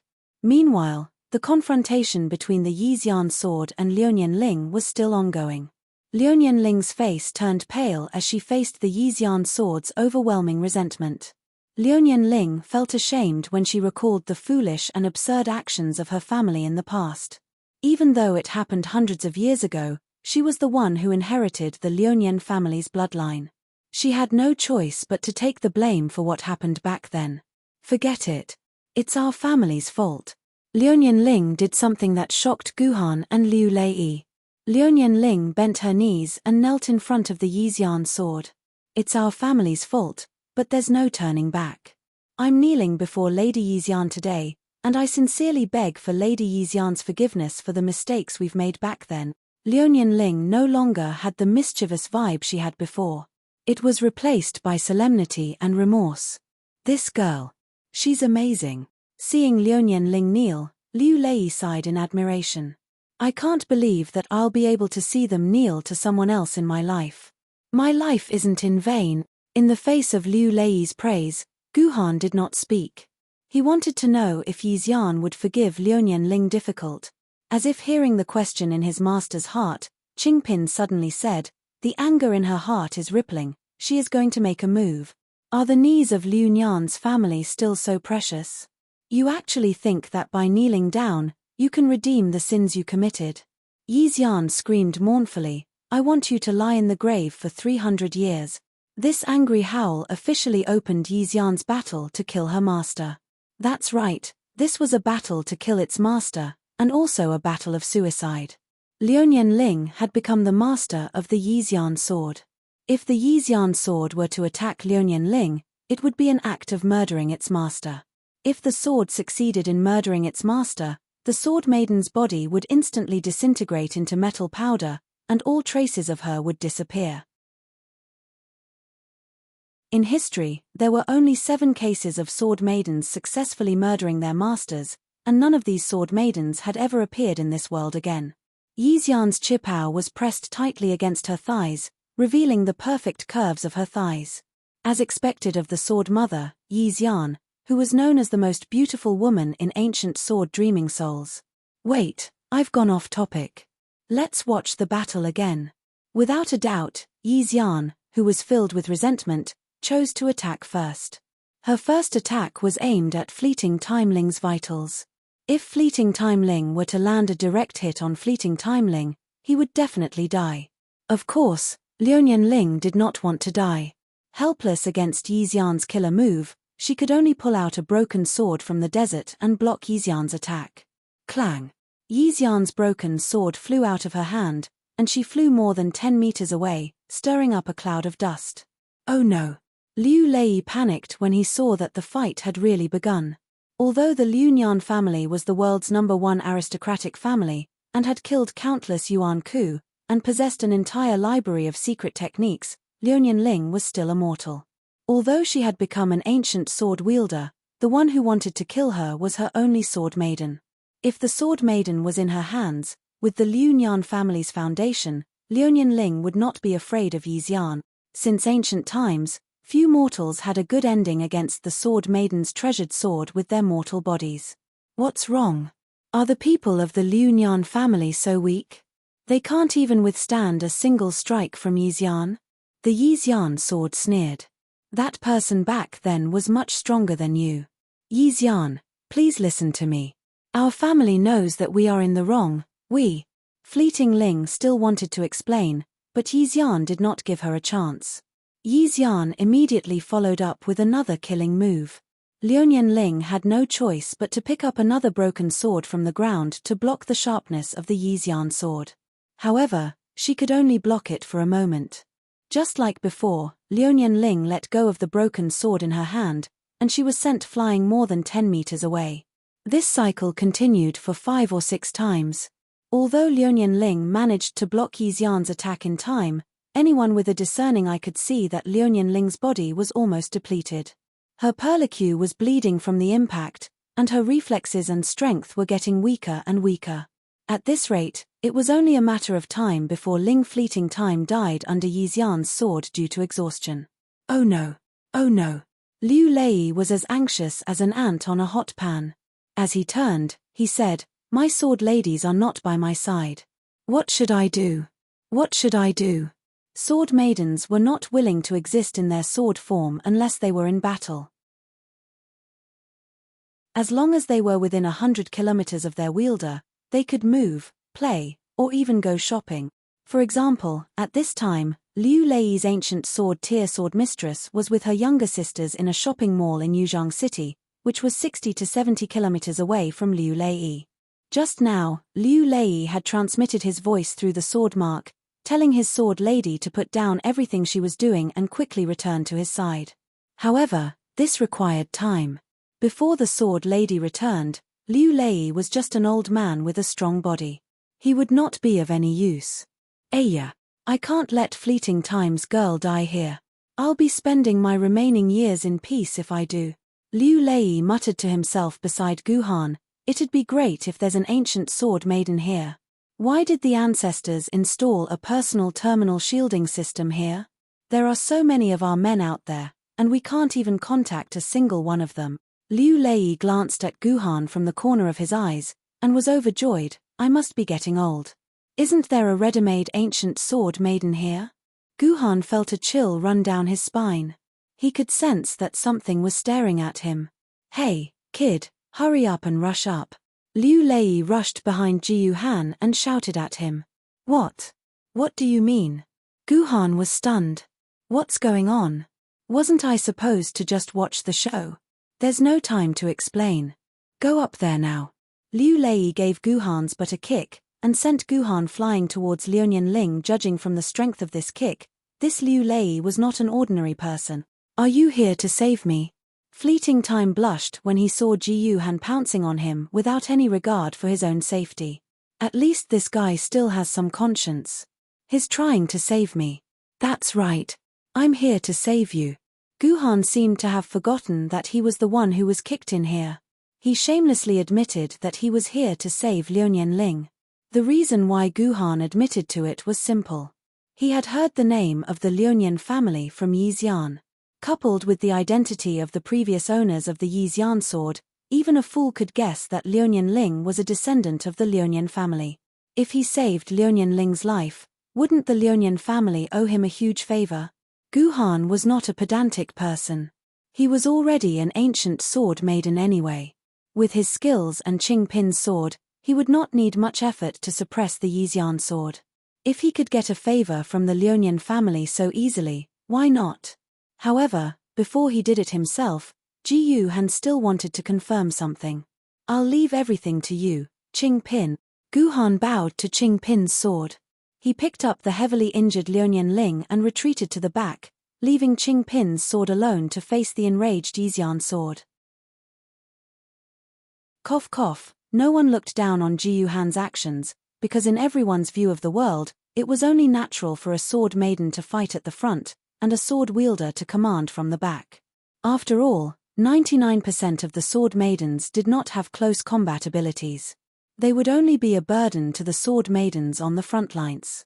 Little sister, please step aside. Yixian's hatred was only directed at the members of the Liuyan family. Therefore, she still retained a shred of rationality when facing Qing Pin. She did not want to hurt the seemingly weak ancient sword maiden. Gu Han, please, Qing Pin. Qing Pin cannot back down. Qing Pin clenched her fist, and Qing Pin's sword appeared in her hand. Qing Pin has learned his lesson. If that's the case, don't blame me for hurting you. Yixian glared at Yi Si, and a murderous aura burst forth from her. The battle between the two sword maidens was about to begin. How strong are you, Qing Pin? Gu Han thought to himself. The sword maiden form of Qing Pin's sword in the game had been sealed. He could only use Qing Pin's swordsmanship in real life to estimate her strength and background.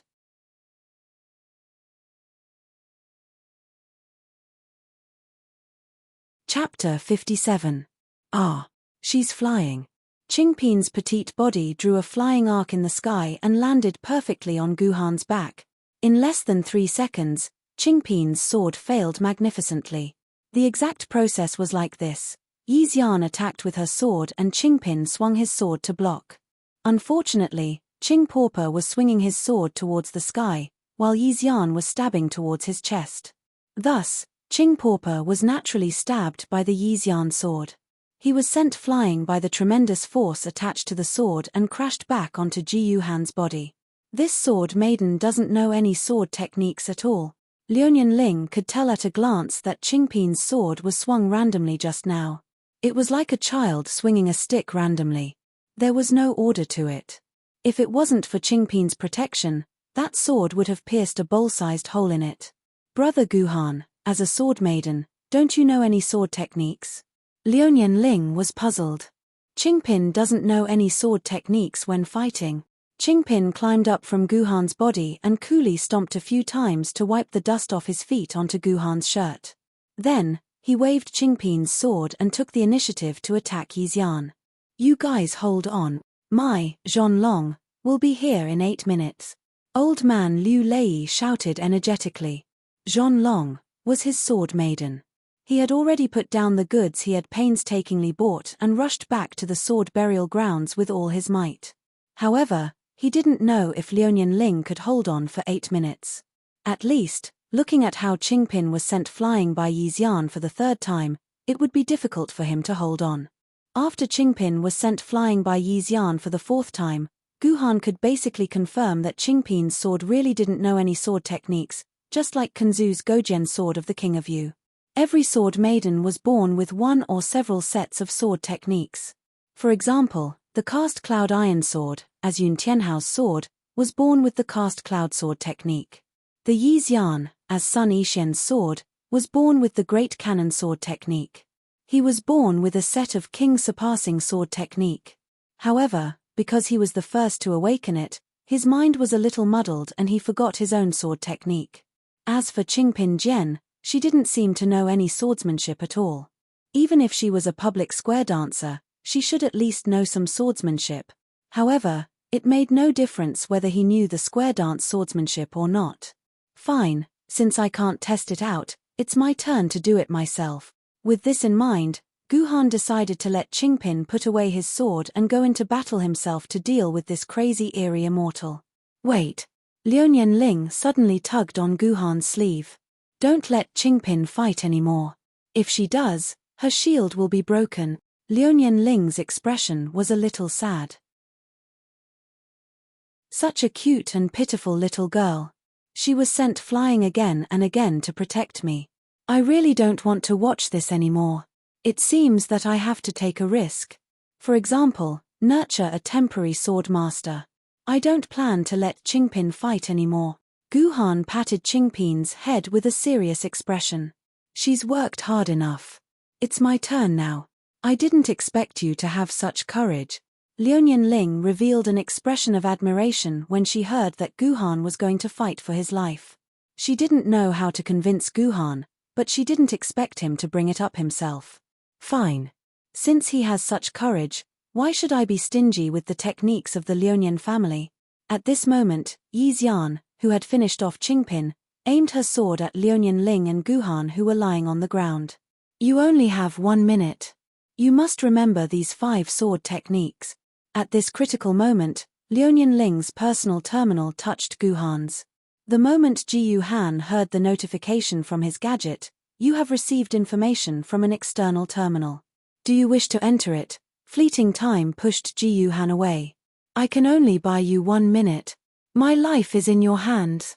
With that, Liu Ling struggled to get up from the ground. She pulled out a broken sword from the ground and fought with Yi Xian. 1 minute. Does she think she can resist for another minute? The corner of Gu Han's mouth twitched. She's overestimating herself. She can only hold on for 40 seconds at most. Although he didn't know why Liu Ling wanted to buy him 1 minute, the answer to the question must be in the information that Liu Ling had just sent to him. Gu Han immediately transferred the information into his consciousness. It was then that he realized that the information was actually a set of sword techniques, a set of 5 sword techniques. From Gu Han's point of view as a swordsman, the 5 sword techniques were really crude and simple.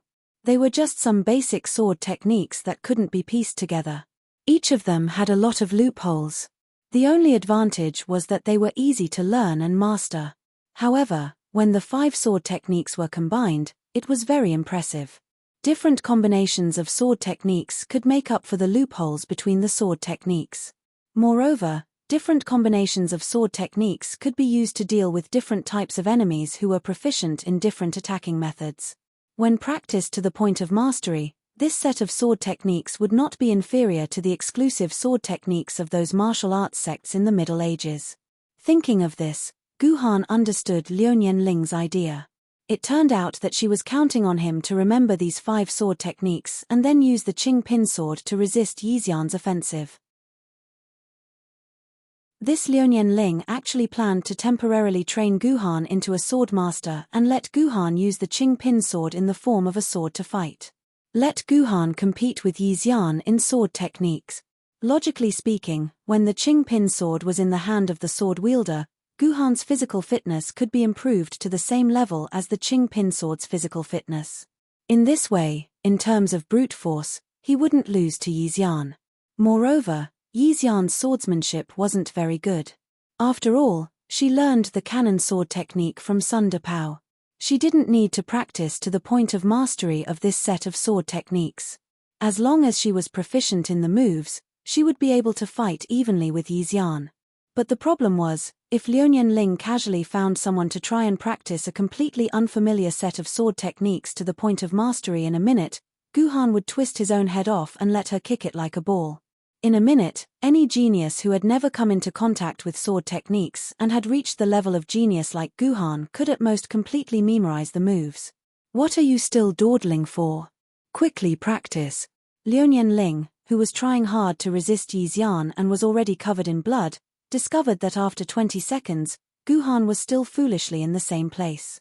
She immediately shouted at him in anger. Gu Han didn't know what to say. With his 12 years of swordsmanship foundation and peerless talent here, how could it take a minute?